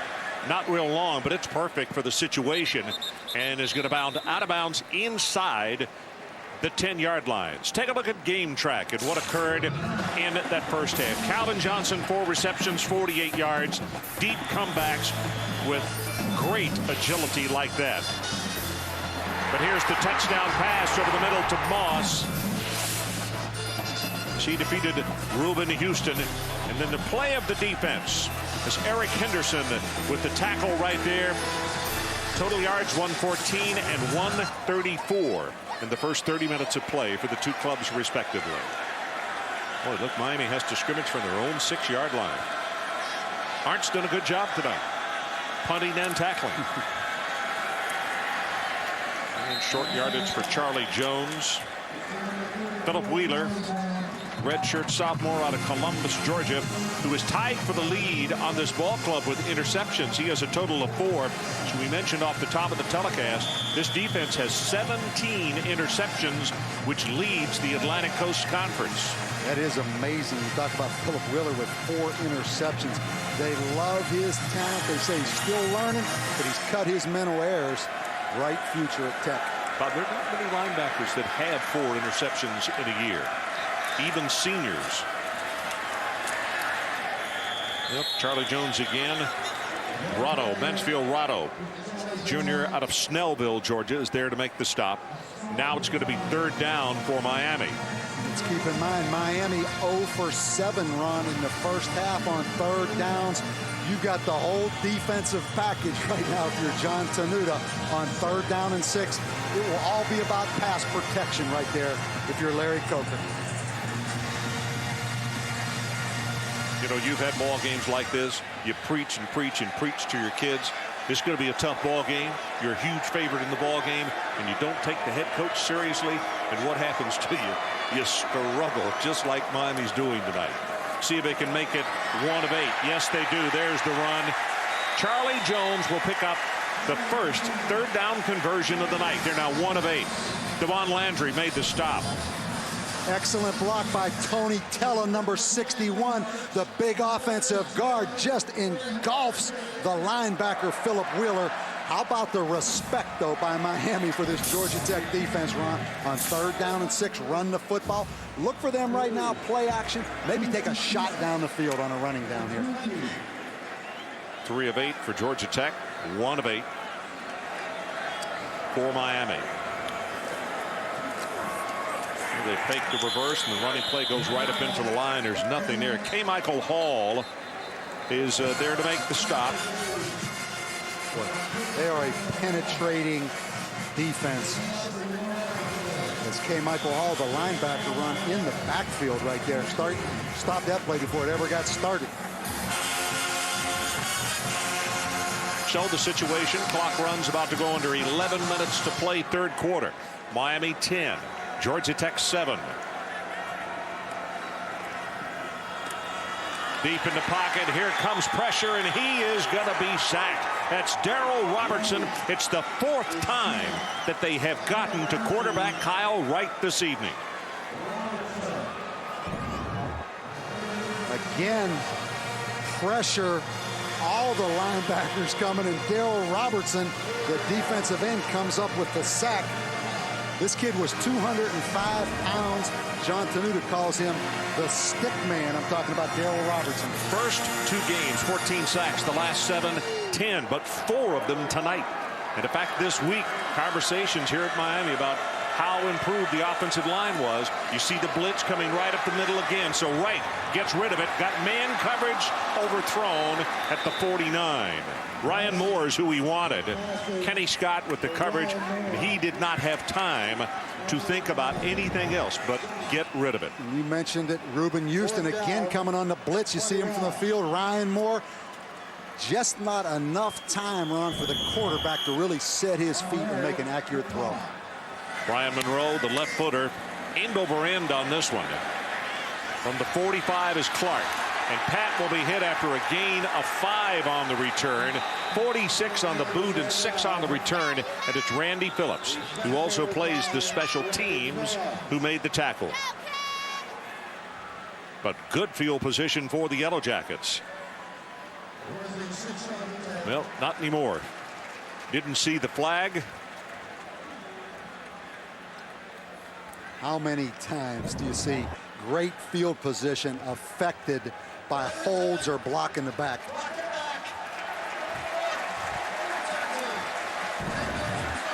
You know, Ron, sometimes I think as a coach, you ought to just say, you know what, we're going to fair catch this punt. I don't want anyone blocking because I don't want any penalties, and just take the good field position and run. All right.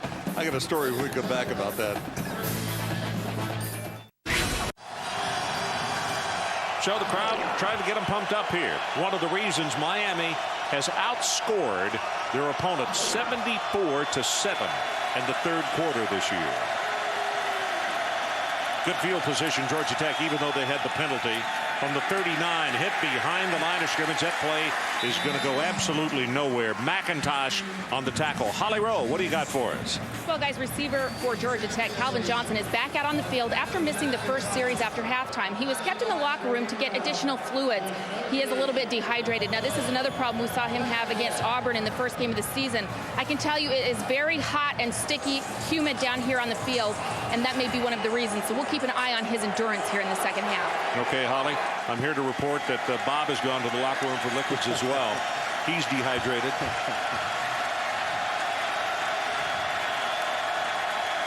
Short drop, quarterback draw. Called play. I'll tell you what, Reggie shows how strong he is. He's going to have a gain of 5 on that one. Reese Davis, let's check back at the studio with you.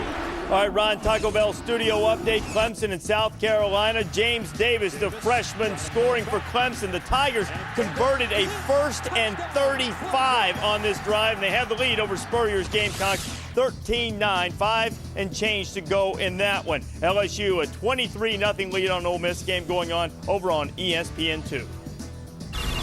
Okay, Reese, thanks very much. Great hustle there. Bob, we had a late flag on sportsmanlike conduct was thrown in. Ron, that's the second 15-yard penalty. Unsportsmanlike conduct, excessive celebration. Number 50 and number 99. 15 yards. The play results in a first down. Second 15-yard penalty of the second half. Right here at the end of it, becomes taunting right there. A little dancing going on. Can't tell what's said, but I think just the dancing right there. McIntosh, and I think it was Kareem Brown, was it? Or looked like or Kareem Potta? Brown, 99, yeah. Okay. I know Reggie Ball disagreed with how the play continued as you look at the penalty and the yards that have been stepped off. Then that dancing and taunting started, and that's when the flag was thrown. About to go under 9 minutes, third quarter. Miami with a 3-point lead, and the Jackets beginning to threaten again. This is Choice right at the middle, big opening. Has 5, has 10, and count this one off at a gain of 13 yards. And I mean, this youngster is quick. First, and he is full speed. And an excellent block by Matt Rhodes, number 61 on the linebacker, McIntosh. And Tashard Choice hits it north and south downhill. And Georgia Tech, Ron, must take advantage right now of this great field position. Boy, he runs hard, doesn't he? I'm telling you. You see Miami jamming up at the line of scrimmage. They got 8 in the box. Running play is just going to go for short yardage. His Choice finds a spot. That's his choice, and he leaps forward for a couple. Tackled by Davis and also Baraka Atkins. You see Reggie Ball. That's Romeo Davis, excuse me, Bob, who's down, shaken up on the play.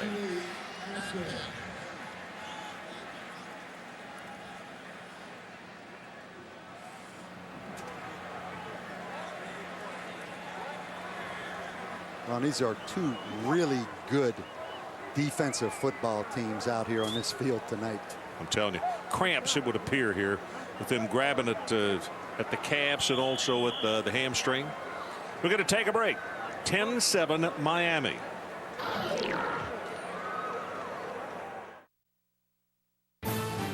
ESPN's College Football Primetime. Brought to you by Singular, raising the bar. And TD Waterhouse, the alternative to higher-priced brokers. It's amazing that today we watched Michigan, Ohio State. We watched Michigan State and Penn State. Notre Dame game, and everybody was bundled up. And tonight we got guys cramping up and leaving the field in numbers. Very interesting for late November. Here's the throw. Did Johnson get it? He went diving, and the official's going to say incomplete. Calvin Johnson with quite an effort. He is one of the youngsters who was cramping. Take another look. And again, bump and run. Kelly Jennings getting his hands on again the deep comeback route. And what a great job by Kelly Jennings. Ron, at some point, Georgia Tech's going to run that little stutter comeback and go, because you see how quickly Kelly Jennings broke on that football. But this guy may be one of the most, I know he's one of the most underrated corners in all of college football, Kelly Jennings. You know, it's interesting. You pick your poison, but sometimes it's best with a guy like Calvin Johnson, who's a long strider, to throw his timing off at the line of scrimmage rather than let him get into the pattern. There's the throw, got it complete, and the big fella is going to have the first down. Kelly Jennings, you can see, is right there on him, but it's a catch and a first down. Keep in mind, Calvin Johnson, only a sophomore here. Bump and run coverage again. Again, kind of an up the field and then back underneath move. But again, the throw contested. Excellent throw by Reggie Ball. One thing about Miami's corners, they will challenge every throw, Ron. Make you thread the needle, because they're going to be up there bump and run. They're not backing off anywhere. And the interesting thing about the competitiveness of these kids, they really get a charge out of the fact, hey, send your best guy at me. I want to see if I can match him. Yeah, they do that in practice every day. That's right.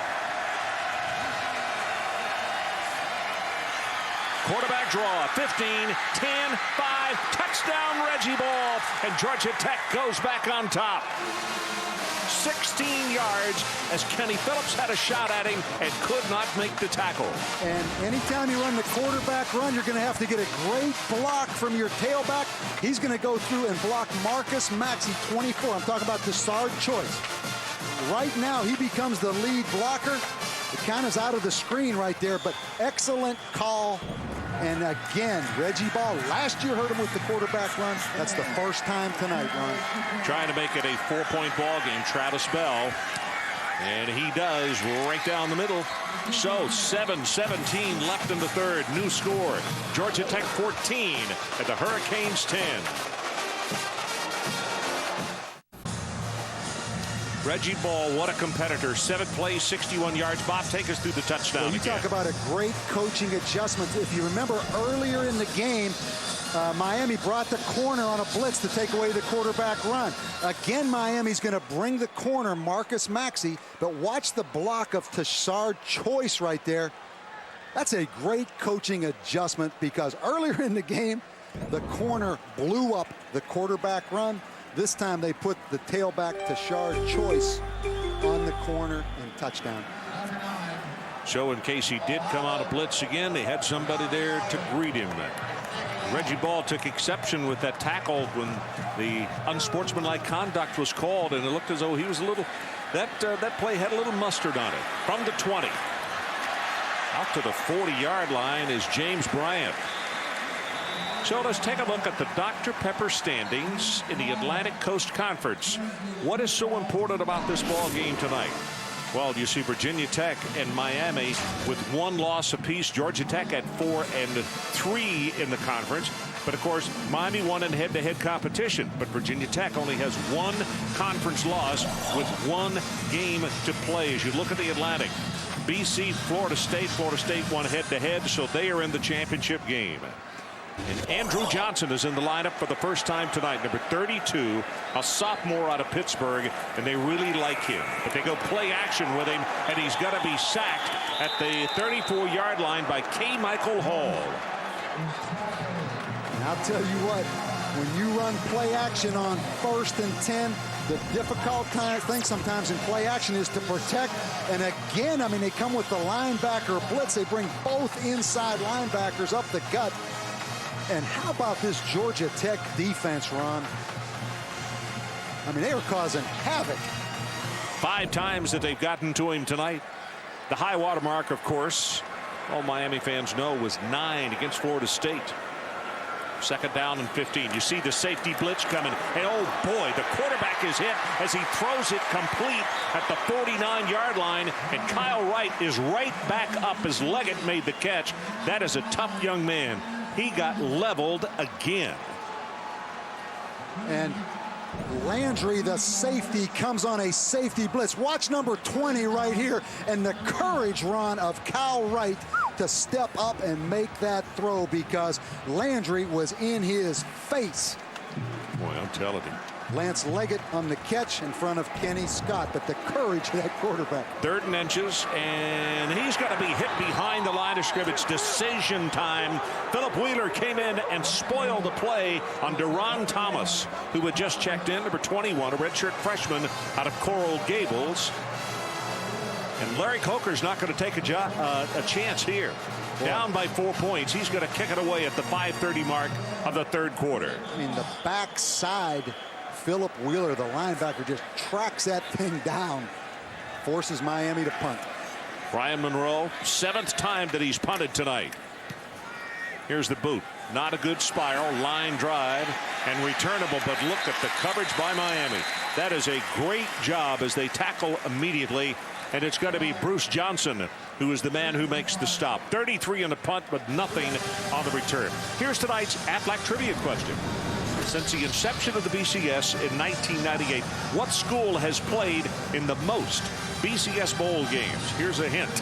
Check the ESPN College Football Encyclopedia section under the bowls. That answer coming up a little bit later on. I wonder if that's a hint right there. With that national champion banner up there for Miami on our Aflac question. Could be. 1st and 10 inside their 20. Here's Choice. Nothing to the left. Tries to bounce it outside, and that's where that speed on the part of Miami's defense, Merriweather that time. You try to go east and west, and they're tough to maneuver against. Well, there is some speed on this football field on the defensive side tonight. And Merriweather, a unique guy. They call him kind of an old school Miami DB. A little bit undersized. He plays safety. Probably be a corner in the NFL. This guy's a heck of a football player now. He's out of Apopka, Florida. 6'1", 188. Tashard Choice again is the tailback.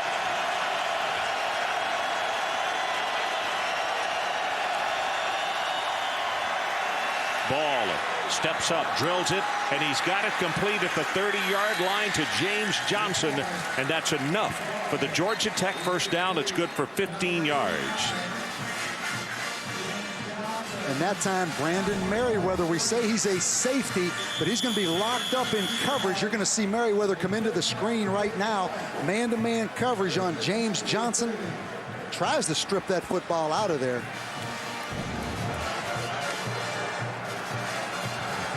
Greg Threet checks into the ball game, number 5, senior out of Tallahassee. He's one of the extra defensive backs. On 1st and 10, you see the blitz off the corner, and Choice gets tripped up as he heads back into the left guard area. Orion Harris got an arm out. Also, Cook was there. Ron, I want to go back to your point you made about football being played in all kinds of different weather. I know you're starting basketball shortly, but this is what separates the men from the boys, football from basketball. You do play in all kinds of weather, and you got to give so much credit to these players, how hard they play every week in college football. It really is amazing. 2nd down, here comes the blitz again. Picked up nicely by Choice, and the pass is caught by George Cooper. Reese Davis, what do you got for us? In the Palmetto State run, the battle between Clemson and South Carolina, and Tommy Bowden does it to Steve Spurrier. Clemson wins it 13-9. Spurrier now 9-11-1 all-time against Bowden, 0-1 against Tommy. LSU beating up on Ole Miss 26-0. Bayou Bengals beat Arkansas next week. They're on the way to the SEC title game. Okay, Reese, thanks very much. In our ball game, Tech leads at 14-10. Georgia Tech with 11 plays tonight of 10 yards or better against the nation's best defense.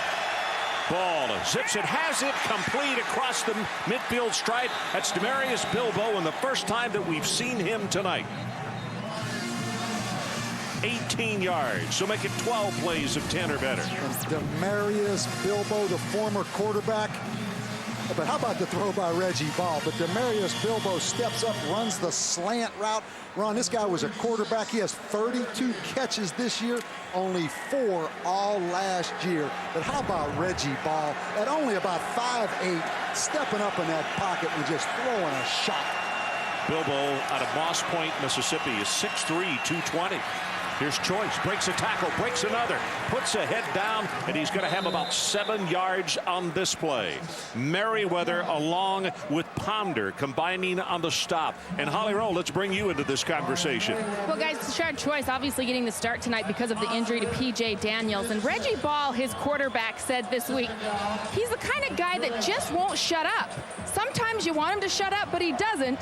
But that's a good thing for our team. I think what he means by that, guys, is he is a constant energy. He does it when he runs. He plays hard. He keeps those legs moving, and he hasn't shut up yet on the football field either so far. No, I'll tell you what, and his critics won't shut up probably after this ball game tonight. Holly, he's really been impressive. Blitz comes from the outside. Ball gets it away. It's going to be short. Incomplete. Bilbo was the intended receiver, but Ponder was there with the pressure.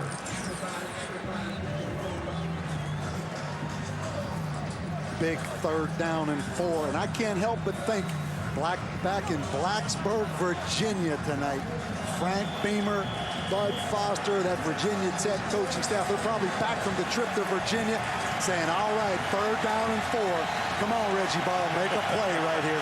Pulling for Reggie right now in Blacksburg. You're exactly right. 3rd down. They need to take it to the 36-yard line. Chris Woods in at tailback. Pressure, backside. Ball is knocked away, and they're very fortunate they did not have a flag thrown on Kelly Jennings. Looked as though he had his arms wrapped around him as the ball got there. 4th down. How about Kelly? I think Kelly's a little winded, but you mentioned normally in this situation, Ron, you get pass interference. You see the pressure on the backside. Eric Moncor, they're right here. I mean, Kelly Jennings working his tail off out there. Good no call, let him play. I mean, the guy's 6 inches taller than Kelly Jennings. Give him a chance. 7th punt of the night by Georgia Tech. It's going to bound, take a Miami bounce, but it is very tough. 18-yard line is where they will scrimmage. Well, here's the answer to tonight's Aflac trivia question. Since the inception of the BCS in '98, what school has played in the most BCS bowl games? The Florida State Seminoles, 5 games. They're 1-4 in those 5 games, though. Miami, as you see right there, was a little bit deceptive because after that question, we went right to the banner in the stadium of Miami National Championships. That threw me off a little bit, as I'm sure it threw some viewers off out there watching this. It may have.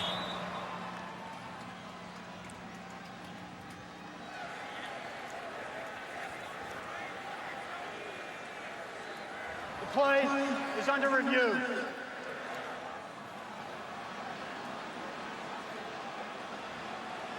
Okay. What? Has to be where the ball went out of bounds as far as field position. Okay, I hear you.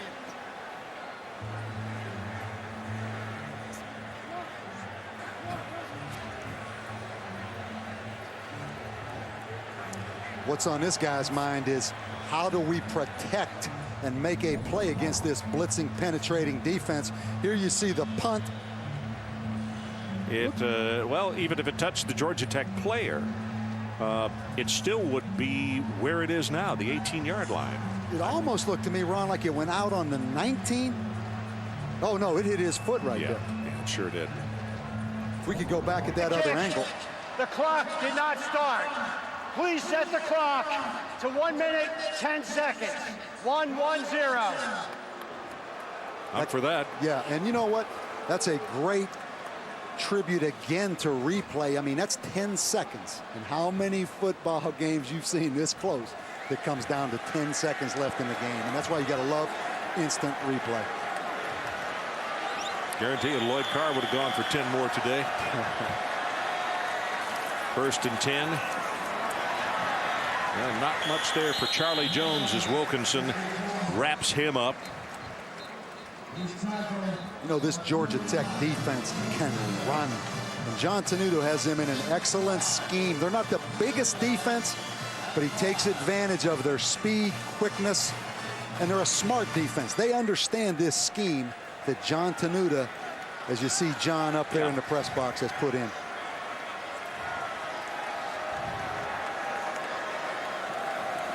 Second down, about 6. The pass thrown quickly. Ryan Moore, the intended receiver, but it's off the mark. Holly Rowe will check back with you. Well, Bob, you're talking about John Tenuto's defense and why they understand things. He has a very unique way of teaching them. I'm going to call it trash talk. He actually gets garbage cans and puts them out where the offensive players would be. He said this helps his players visualize what the formations are and why they're doing what they do on defense. He said because they understand why and where the stress points are on offensive plays, they're able to react and be that much better. Well, Miami tonight only 1 of 10 on 3rd down conversions. See if they can close the door on them again. They need to take it just beyond the 28. Here's pressure. Wright is going to be sacked. Wow. Philip Wheeler is the man who gets to him, and we're actually hearing some boos coming from this crowd. We just call Tenuto the garbage man right now because those trash cans, whatever it is, it's working. You see the twist stunt up front. And also, again, he brought the safety Reuben Houston, number 9, on the blitz. But, I mean, he's bringing them all at him right now. Well, they trashed Kyle Wright for the 6th time tonight. Driving wobbly spiral. Ball is muffed. They scramble for it. Still loose. And it would appear that Georgia Tech is on it back at the 26-yard line because Jamal Lewis was right there. Yeah, there's Jamal, number 6. And you remember Pat Clark. Excuse me, Ron. You remember my point a couple plays ago when Tech had the holding on the punt return. At some point, don't you just fair catch the football and take it if you're Georgia Tech? 4th quarter is next.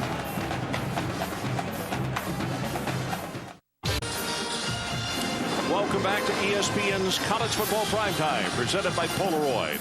I'm Ron Franklin, along with Bob Davie and Holly Rowe from Miami, Florida. And our score right now as we head to the final 15.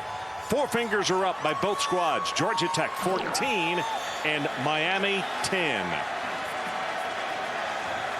Who do you think owns that 4th quarter salute? Every pro, college, high school team in the country does it. I don't think anybody has the advantage I'd on love that. to know who originated it. Choice hit behind the line of scrimmage, and he's going to be knocked down for a loss. So the one thing you don't want to do is play behind the chains against this defense, and they're going to right here with a 2nd down and 12. That was Calais Campbell, number 81, who came in to make the tackle for Miami. Big redshirt freshman out of Denver, and they really like this fella. 6'8", 253. They think he can put on a lot of weight and still maintain his quickness. That's frightening to think about him, what he'll be in a couple of years. Yeah.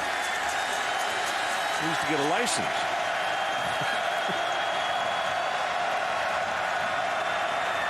Calvin Johnson in motion. Deep in the pocket. Ball going to go deep over the middle. Has Johnson, and he made the catch at the 45-yard line, diving. That young man plays like he's 5'10" as far as body control when he's close to 6'5", and that's good for 32 yards. Well, and it started with pass protection. Miami comes with the linebacker blitz, and they step up to Shard Choice and picks it up.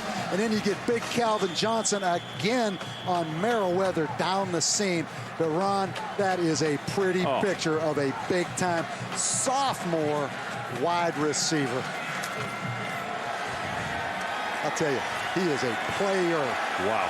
I mean, that's fun to watch. We got a lot of good players both sides of the ball tonight that are fun to watch. That one right there is really special. Here's Choice. Bounces it to the outside. Going to have 3, maybe 4 yards. And you talk about, in my opinion, the best wide receiver in the country. What makes him successful? First, he's 6'4", 220 pounds. Second, he's strong. I mean, particularly in the hands. Third, I think, is just his body control, Ron, which is phenomenal. And then the ball skills of this guy. I mean, this guy is the total package. And to put icing on the cake, they absolutely love him at Georgia Tech as a person off the field as well. Good student, good person. You're exactly right. Plus being a sensational athlete. Play action. Boy, the man who is supposed to maintain, contain, not only stayed at home, but Reggie Ball said, you got to be shot out of a cannon. Reese Davis, let's check with you. All right, Ron, on rivalry weekend, Jeff Tedford has never lost to Stanford Axe, and he's going to carry it home for the 4th time. Marshawn Lynch going in for Cal against Stanford, and Sturdy Golden Bears 27-3 over the Cardinal, and the Oregon Ducks put 56 on Oregon State, and they're not done. Washington State wins the Apple Cup. Wow, 56-14. Third down, line to make is the 33. Flag comes down. We're going to have a delay penalty, are we?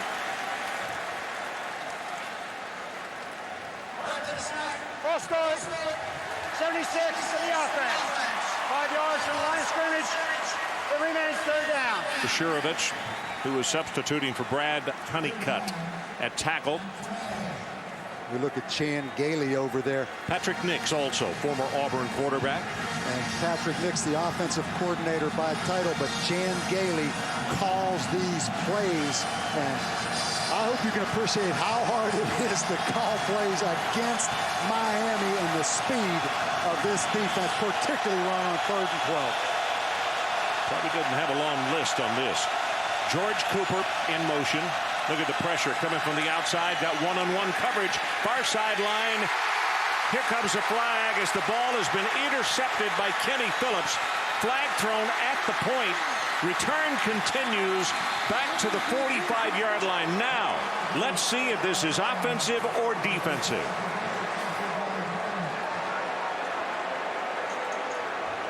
Everyone in this stadium realizes, Ron, how big this call is. Against the Canes. Another big wide receiver, Demarius Bilbo, 6'3", 218. Bump and run coverage with Maxey. I don't like that call at all.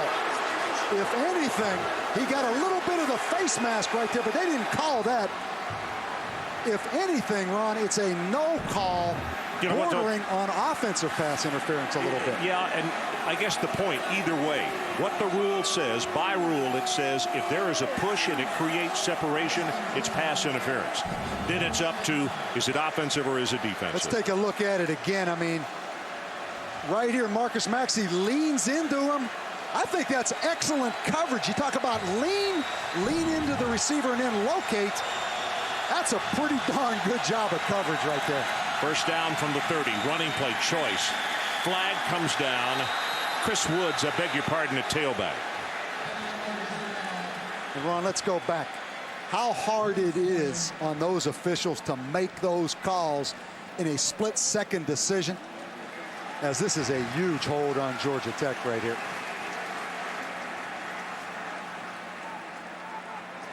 But I realize just how hard it is to make these calls. But I have coached corners, and he leaned into the receiver.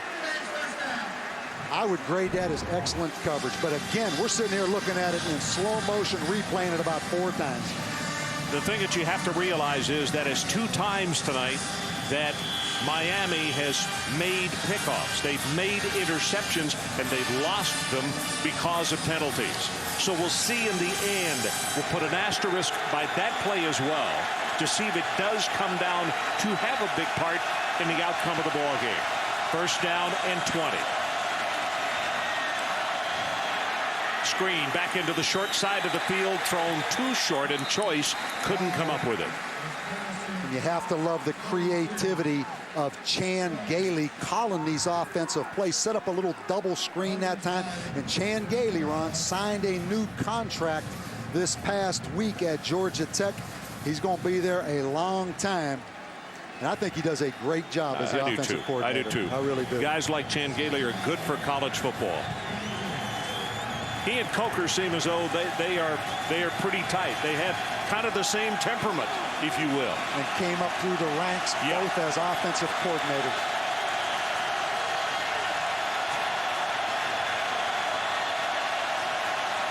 Ball gets the snap. Second down and very long. Deep over the middle. This one's going to be incomplete. Double coverage on large 21 that time. Calvin Johnson. And a flag is down. Back up the field at the line of scrimmage.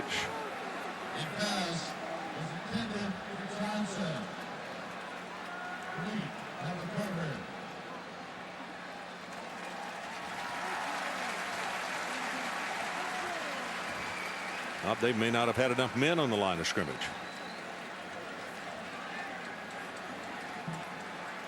Tell you, Georgia Tech. Going a formation. Less than 7 men on the line of scrimmage. Against the offense. It's declined. Third down. That's the second time they've had that self-inflicted penalty. But Georgia Tech going backwards right now with the holding penalty. Yeah.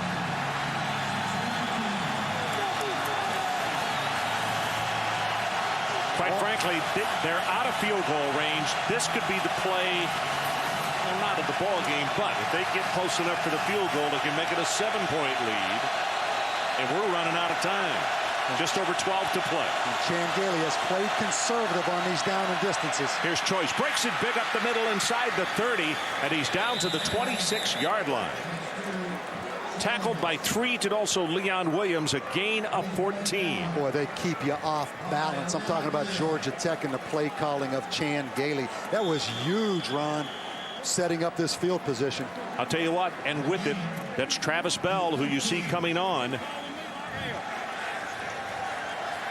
His longest, 48 yards. This one is going to be an attempt of 44 yards. Keep an eye on Marcus Maxey coming off that corner for Miami. Good snap, plenty of distance, and he is wide left. No good. So let's take a timeout. 11:27 remaining. Georgia Tech with a 4-point margin.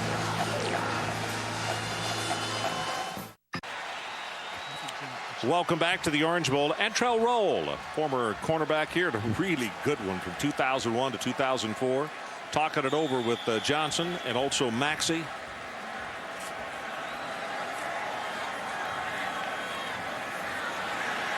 Blitz coming on Miami. They throw the screen there. Tries to pick up the block. Flag is down, and it's going to come out over the 40-yard line. Let's see if this one goes back. KaMichael Hall on the tackle, and it was Hill, the fullback, on the play. Offensive holding. Miami erase the 15-yard play. Boy, so the number 3 team in the country really kind of having a self-inflicted situation here. 2 interceptions that have been given back, and now a 15-yard gain. Orange Bowl to Miami, Florida. Number 3 Miami 8-1. trying to stay in a position to play for the national championships at 1 or 2 slip. And right now they're down by 4. They still have 11 minutes and 17 seconds left, but the Georgia Tech defense has been a riddle that they have not been able to solve totally so far. What you better watch, Georgia Tech, you mentioned earlier, 18 interceptions, the most at the Georgia Tech since 1981. Swings the pass out at the 20-yard line. Not very much for Sonoris Moss. Chris Reese is there to make the tackle. You have to wonder right now if maybe Dan Werner and Larry Coker might not try to, like they did early in the ball game, Bob, more to Moss and also to Darnell Jenkins, the game breakers. And one other thing, Ron, Greg Olson, the talented tight end, number 82, not thrown to tonight, but a lot of pass protection, is forced to stay in because of these blitzes. Blitz off the corner again. Has time, gets it away, incomplete. That one intended. The man I was talking about, Jenkins. Intended for Jenkins. Jenkins really gaining respect with more play. And again, you watch Georgia Tech in 3 deep coverage. Kenny Scott, deep zone. Really, that should have been a completion right there. I thought an interesting thing. We talked to Kelly Jennings earlier this week, and you asked him which defender would he least like to cover on a 3rd down situation that's huge, and he quickly said Sonoris Moss is the man I would not want to have to deal with. He's the toughest to stay with. 3rd down. They roll the pocket to the left this time. Right. Gonna put it on top. And it is tipped. And a flag comes down. They're going to call pass interference against Georgia Tech. And it would appear Dennis Davis is the man that he was pointing to. But now, remember, Landry tipped the football. If there was interference, did it happen before or after? Exactly.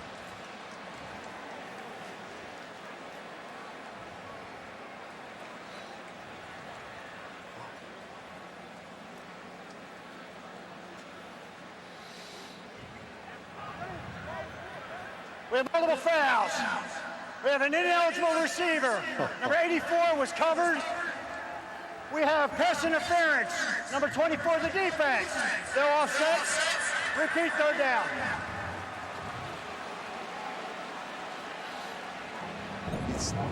First of all, the pass interference right here. Man. You know, Bob, the inexcusable thing, and you as a former coach would know this better than anybody, the inexcusable thing is the covering of an eligible wide receiver. And that's going to be the interesting call. I'm not sure number 84 has been in the game for Miami. Obviously gave out the wrong number on the call. I think so. Probably he's talking about Zellner, number 88.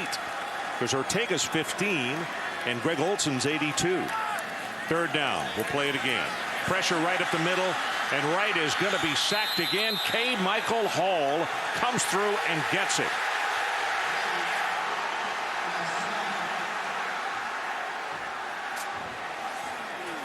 Seven times they have sacked the Miami quarterback. And again, you see KaMichael Hall, the linebacker, on the blitz.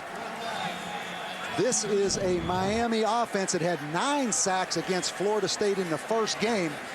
Here's the punt, and boy, I'll tell you, they're coming close, knowing the left footer steps in one direction, touched by Georgia Tech, and recovered by Miami. Ron, that is the 3rd muff, the 4th mistake on a punt return situation. I said earlier, just fair catch the thing. Take the football if you're Georgia Tech. James Johnson. Well, he muffed it. You can't advance it, but you certainly can recover it. Exactly. And Miami does. The only time you can pick it up and run with is after he gains possession, and then you hit him and he fumbles it after a punt. And Georgia Tech, Ron, Bruce Johnson played so close and so well, but to get to the next level, you have to win a game like this. And Chan Gailey realizes what a huge mistake, but that's been multiple mistakes in the punt return game for Georgia Tech. The play is being reviewed. I can tell you this, if they overturn this play, the only thing I saw was lock the door. Did he touch the ball? I think it's obvious he touched it by his reaction. Yeah,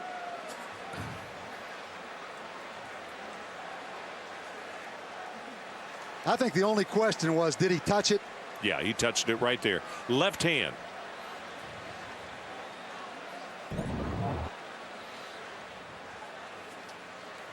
And Bob, you're exactly right. You can tell by the anguish on his face that he touched it.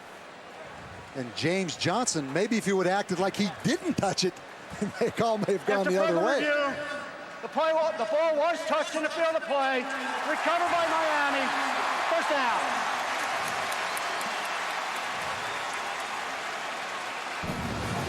Again, it's close to whether it's touched or not. Left hand, it is touched. Yeah, it is touched with the left hand. So Miami gets a gift. Now let's see if they can take advantage of it. They have it 1st and 10 at the Georgia Tech 47. We're now under 10 minutes to play. Miami trailing by 4, 14-10.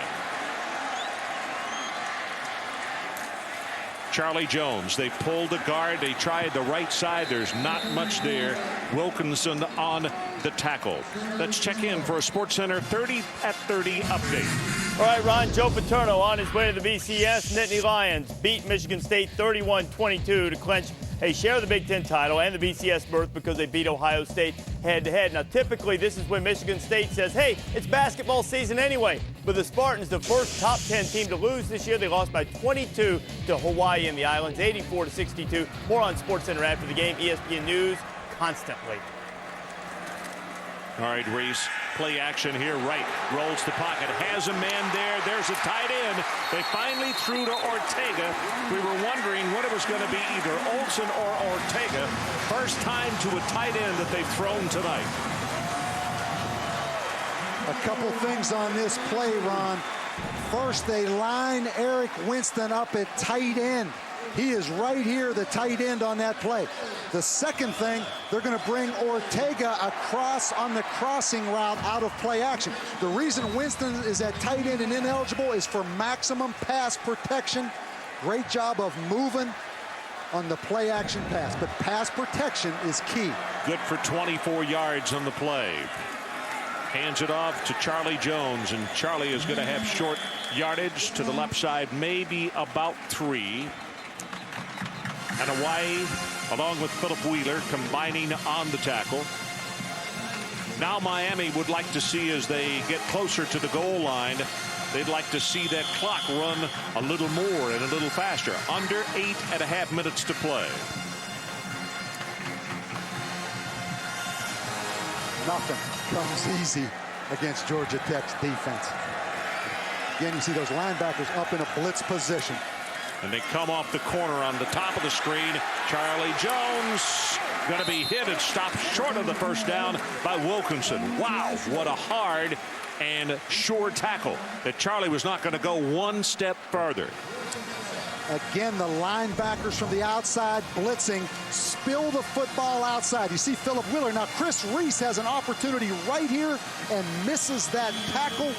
Really could have been a holding call on Miami on the linebacker at the line of scrimmage right there, but the missed tackle by Chris Reese allowed that football outside. There's no question there could have been. It is about a yard, maybe a yard and a half to pick up the first down. Clock about to go under 8 minutes left in our ball game. Miami 1 of 12 on third down conversions, and Charlie is being spun around, and Jones, tackled by Oliver, is not going to have the first down. Interesting decision right here, Ron. You make it a one-point game, or do you go for the first down? He's having a hard time. It looks like they're going for it.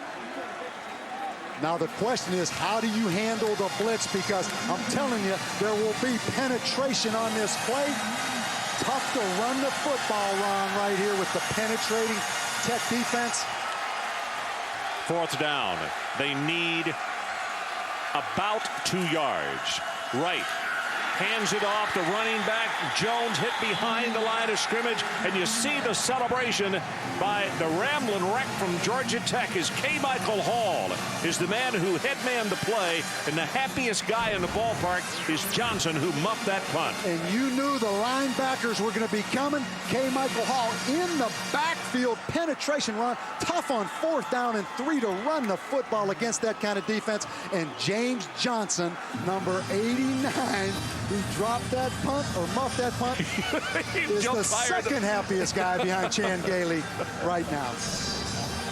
So 7 minutes and 16 seconds left in our ball game. Georgia Tech with the hold on 4th down, leading by 4.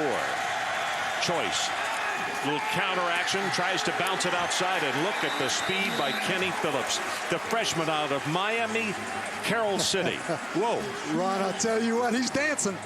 Number 1 high school football player in the country last year, Kenny Phillips, true freshman. You talk about closing speed now.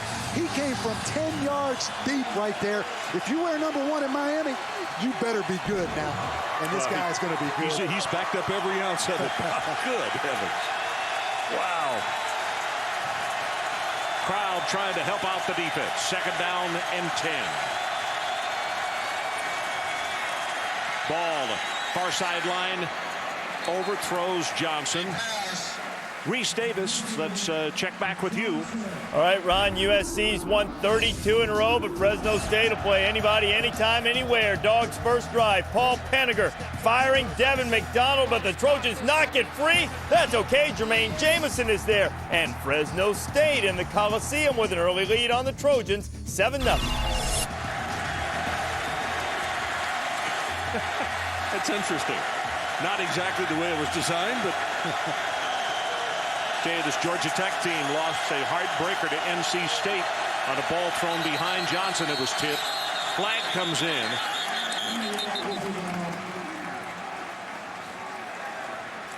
Gardner could have come out of his stance. 64. Ball start. Number 64 of the offense. 5 yards from the line of scrimmage.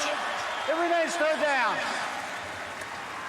Do they lead the NCAA? I'm talking about Miami's defense and causing false starts for offensive football teams. I mean, they wreak havoc because of the speed they have up front. And Andrew Gardner saying, you know, it's so difficult with your 6'6", 290 to move and not have somebody see it. You have to think about quarterback draw, Ron, and just punt the football and play defense if you're Georgia Tech. 3rd down, they need to take it out to the 25-yard line. He's got it up here, and a man is there, and it's overthrown. It was Calvin Johnson who just planed out for the football, and Jennings on the cover, but it had been just a tad shorter. They would have had a miraculous 1st down. And I'll tell you something, Calvin Johnson told us he hasn't been timed since high school, but they say he runs in the high 4.3s. And that time, you could see that speed, but the ball just a little bit overthrown. 8th punt of the night by Arndt.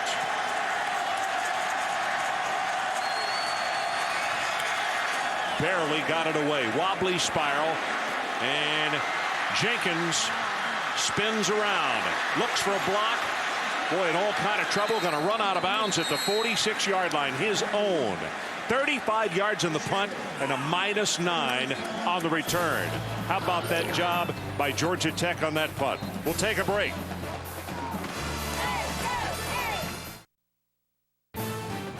ESPN's College Football Primetime is presented by Polaroid. Log on to ESPN.com, search Polaroid for a chance to go to the BCS National Championship. And in part by Saturn. So we are back. Situation 6:13 showing on the clock. Georgia Tech 14 and the number 3 team in the country, Miami, 10. And look at this right here. Rush yards, Miami 30 total, season low 34 against Temple. Right deep in the pocket. Gonna go deep down the far sideline. Had the tight end? We just talked about it. Greg Olsen, the tight end we were talking about. Where's Olsen been? Get him out of max protection and throw to him. And that time they lined Greg Olsen up out at wide receiver. He's not involved in protection. He's down the field and runs a corner route run, and he is wide open right there, but the quarterback is rattled. Keep in mind, 7 sacks tonight for Georgia Tech. That ball should have been completed. That would have been a huge, huge play for Miami. Again, he lines up out at wide receiver. They're going with an empty backfield, no back set. Look for twist stunts up front by Georgia Tech. Wright sets deep in the pocket, right over the middle, got a man. Tip should have been intercepted by Wilkinson of Georgia Tech as Wright threw it right to him. No question the quarterback is rattled, but how about the deep pass drop by the middle linebacker, 49, Jarris Wilkinson. Right here, you're going to see Wilkinson right there in the middle of the field, drop down the seam, too deep, and he has the vertical up the seam. The ball bounces off his shoulder pads. Yeah, right there. that his face mask. You're right. So it's third down and 10. Miami 1 of 13 on third down conversions. Georgia Tech blitz off the corner, top of your screen, and they throw the screen pass back into the boundary. Good call, except they had that defended pretty doggone well as well. Boy, listen to the boos from this crowd. And how impressive is Georgia Tech's defense and how they've rattled the quarterback, Kyle Wright. Last week, Ron, Kyle Wright, his best football game. A lot of people thought that would be the launching pad for Kyle Wright, but Georgia Tech has come out and just discombobulated him. 10 punts by Miami tonight. 10. And nobody back for Georgia Tech. There you go. Now you've made a good decision, Chan Gailey. Just take the football. Touch dead at the 5-yard line. Reese Davis, did you have anybody back that time? Always have somebody in single safety, Ron. USC and Fresno State, you're going to need more than one safety to stop Reggie Bush. Bulldogs had a 7-0 lead. Trojans answer with the Heisman candidate. Bush having to cut back, and Tyrone Culver trips him up and saves a touchdown, but only temporarily until Lendale White strolls into the end zone, and the #1 team in the land tied Fresno State at 7, still in the first. Lendale White. That's got to be career touchdown, either 46 or 47 for him. Tashard Choice in a tailback.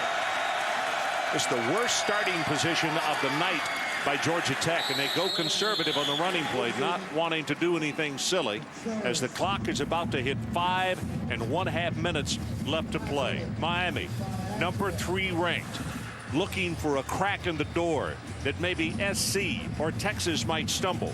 And right now they got more on their platter than they can say grace over. They're down by 4. We're about to hit the 5-minute mark. It is going to get testy as far as decisions that are going to have to be made.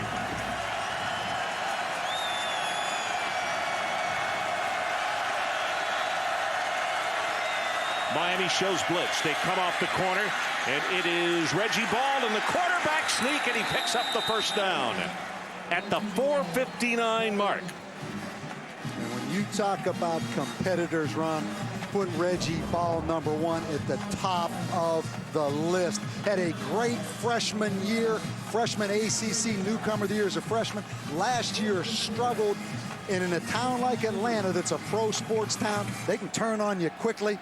But say what you want, this guy is as competitive a guy as there is in college football. First downs, it's number 19 for Georgia Tech. Miami with only 8 on the evening. Choice bounces it outside. It's a good one-on-one stop at the 22-yard line by Leon Williams, senior out of Brooklyn, New York. Sports Center coming up immediately following our game, and our clock is running. 4:18, now 4:17.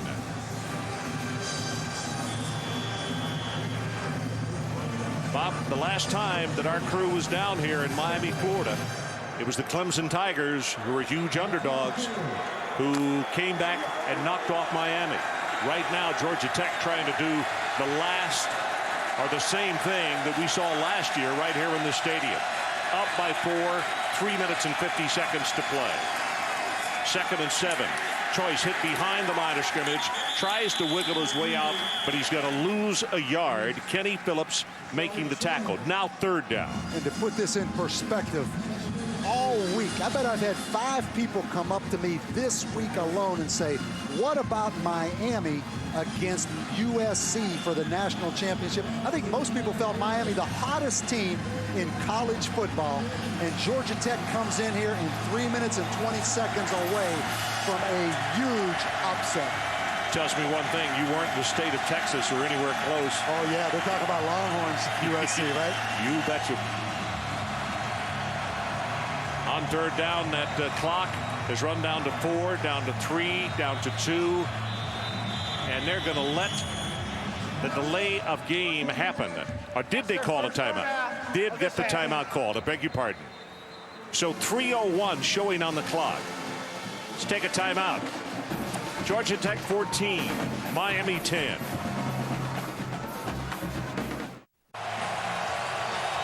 Well, coming up after the game, Sports Center with Steve Levy and John Anderson. Tonight's top stories, BCS Bowl predictions, USC update, and Rivalry Saturday recap. Immediately following our game, and our clock shows 3:01 to play in our ball game. 3rd down. They need to take it to the 29-yard line. Ball. Looking for Johnson, and incomplete. Right into the middle of double coverage, and the big guy still was very close to coming up with it. And Reggie, you made some great decisions tonight.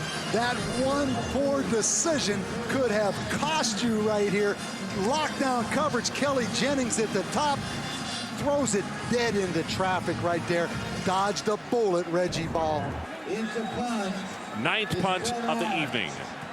And the guy that everybody's got to keep an eye on is Darnell Jenkins. And you'd love to see that guy, Devin Hester, out there in this opportunity. The premier punt returner in the country. Best punt of the night.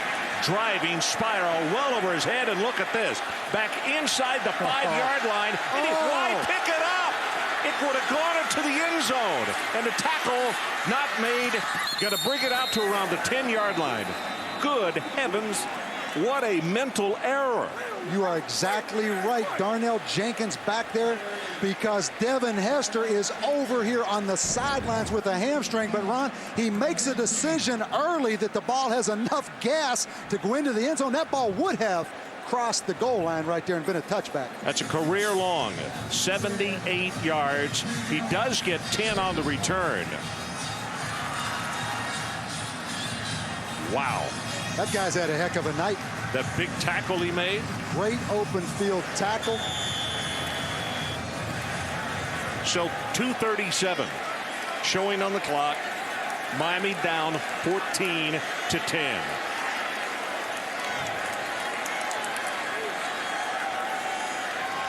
He's going to keep blitzing. Kyle Wright delivers it, has it complete. That's Hill, and Hill over the 20 and to around the 24-yard line. 13 yards in the play. DeJuan Landry on the stop. KaMichael Hall coming with some tough pressure.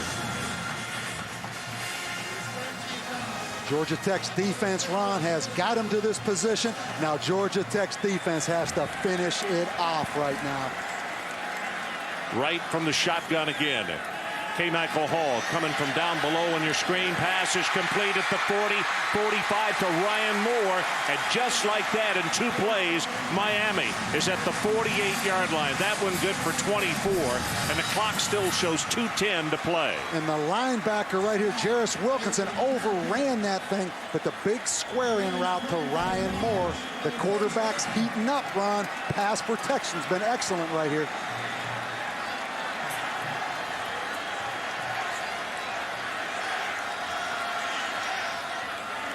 Here comes Georgia Tech again. Ball is underthrown. Crowd didn't like it, but Kyle Wright had no choice. He's been sacked 7 times tonight and pressured at least that many more, and he had to get rid of that football. Stops the clock, 1:53. 13 of 29, 183, and 1 touchdown.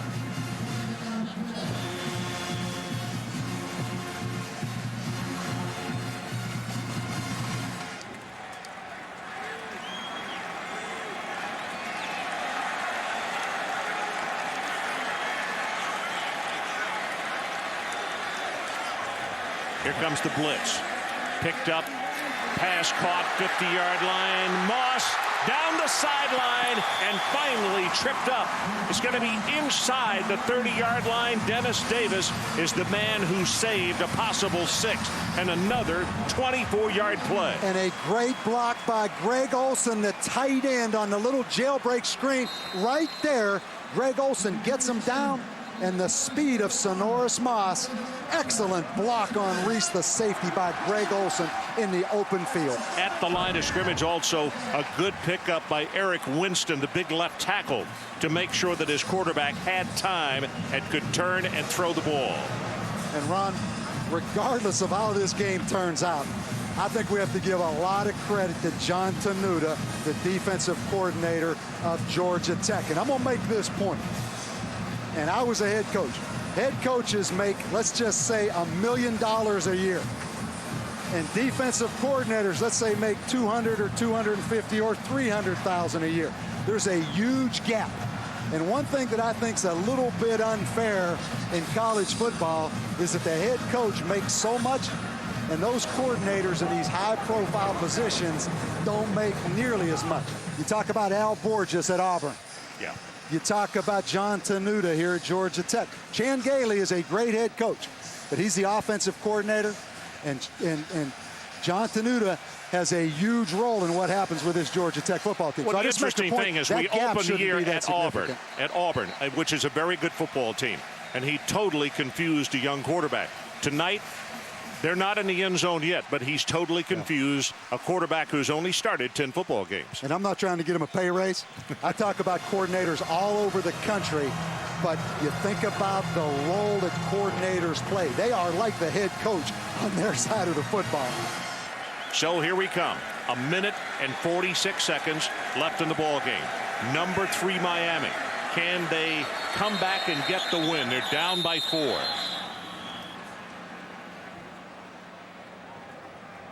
The previous play is being reviewed. It took a long time to decide we're going to review it. Obviously, it's where the football or where it went out of bounds. The ball spotted.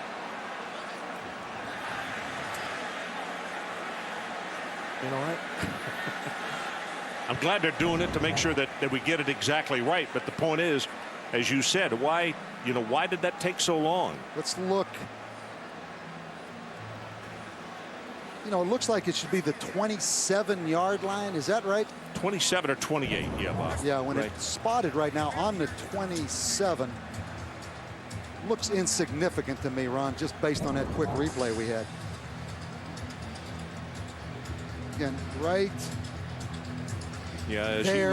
The 28. Looks like the 28-yard line. And the ball has been spotted about a yard closer to the end zone than where it appears that he went out. Looks like he went over the 28 right there, doesn't it?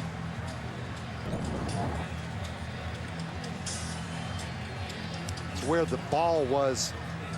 He did have that football extended a little bit, but I agree. I'm a little surprised it took so long to make the decision to review this. Do you know Sports Center coming up next, immediately following our ball game. And let's also how big this is for Georgia Tech. Georgia Tech right now with 6 wins, but the ACC with potentially 8 or 9 bowl eligible teams with 6 bids. So Georgia Tech, even though they have 6 wins, not a lot to get a bowl bid. I'm sorry, I've talked through that. Did you hear that? No, you were talking. It appears as though it's going to stay right where it is. The biggest thing that I can see as an asset right here is this extra time is an aid to the Georgia Tech defense, which has got to be dead tired right now. I think that's a valid point. Big Eric Henderson, you can see him. A look into Chris Ray's Reese's face, number 18.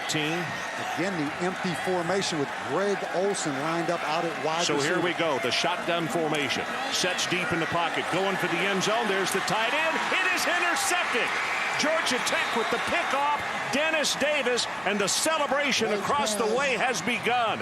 1 minute and 38 seconds left, and the number 3 team in the country is about to go down in their own backyard. And if you remember a little bit earlier in the fourth quarter, the same exact corner route by Miami that was wide open, and Dennis Davis, the corner, just sinks. Ball hangs in the air, and Ron, that was 1st and 10, which is really a dagger for Kyle Wright. You learn from every situation. That guy right there, John Tenuta, said, boys, get this 138 off the clock. Let's get in the plane and head back to Atlanta, Georgia. Reggie Ball takes it wide, does not want to get out of bounds.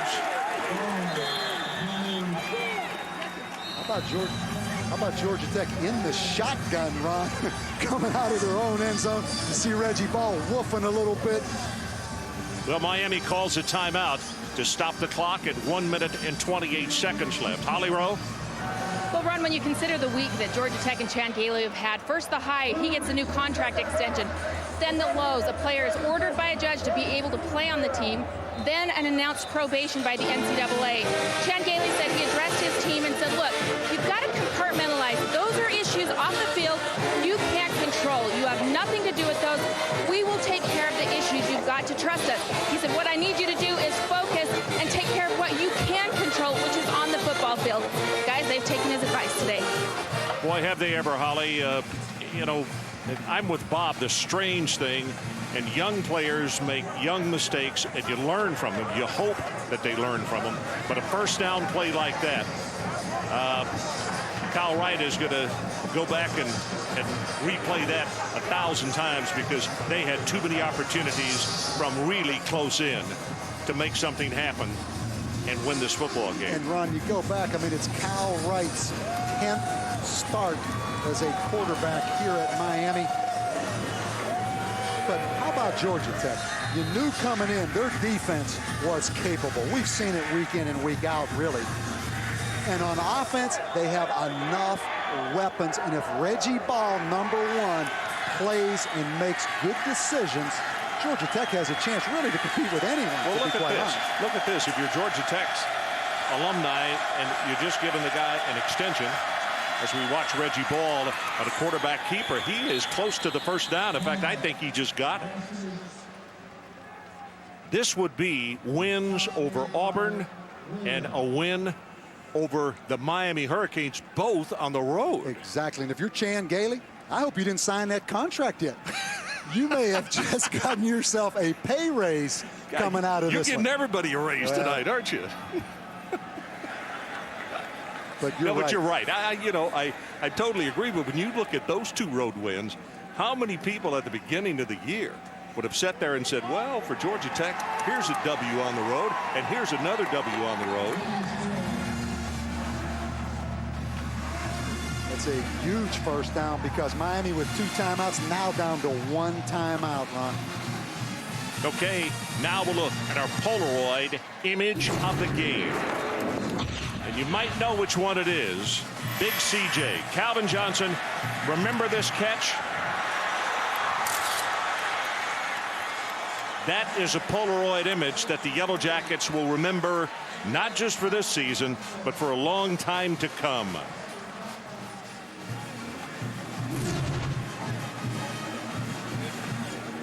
Calvin Johnson, sophomore, right there in the state of Georgia. 6 receptions, 89 yards, thrown to 16 times.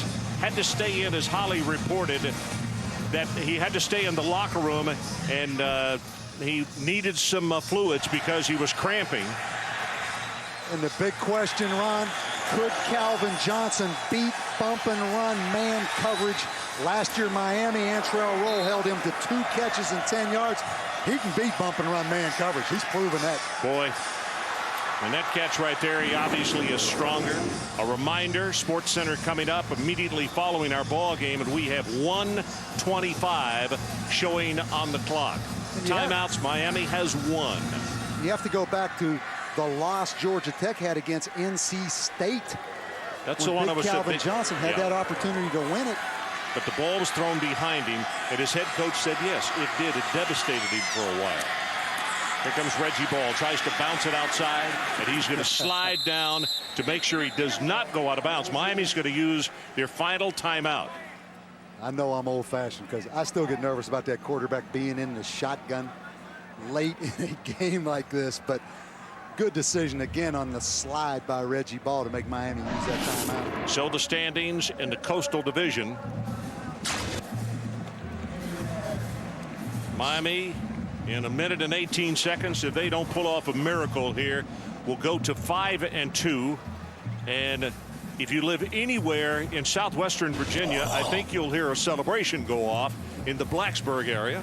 And if Virginia Tech beats North Carolina next Saturday, then Virginia Tech gets their shot at Florida State in the ACC championship game.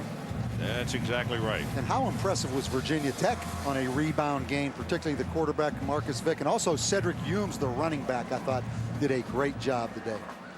Kyle Wright's numbers: 14 of 31, 207, 1 touchdown, 1 interception that came just a couple of moments ago, and it came down on a first down play. And Dennis Davis, number 25, sitting right there, redshirt senior out of Sicklerville, New Jersey.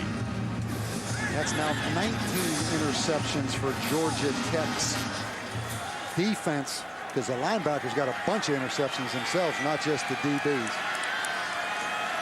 You know, the other thing that you have to consider is if Miami loses this game, are they going to lose a BCS bowl bid? That run will go out to the 19-yard line, and now Miami cannot stop the clock. And Miami coming back home, Ron, after 2 big wins on the road.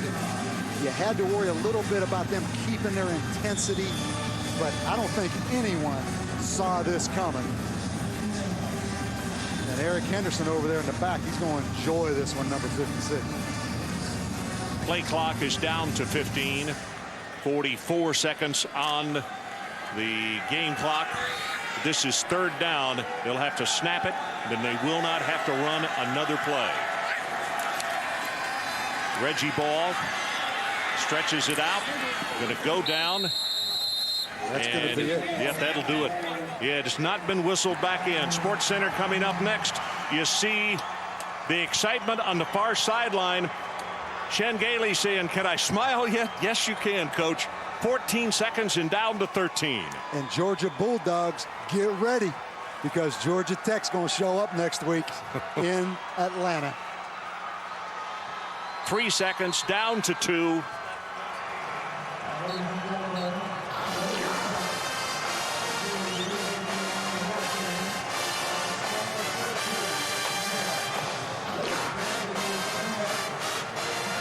See Holly there. We're going to go to her immediately as soon as we get a camera right there with Coach Gailey.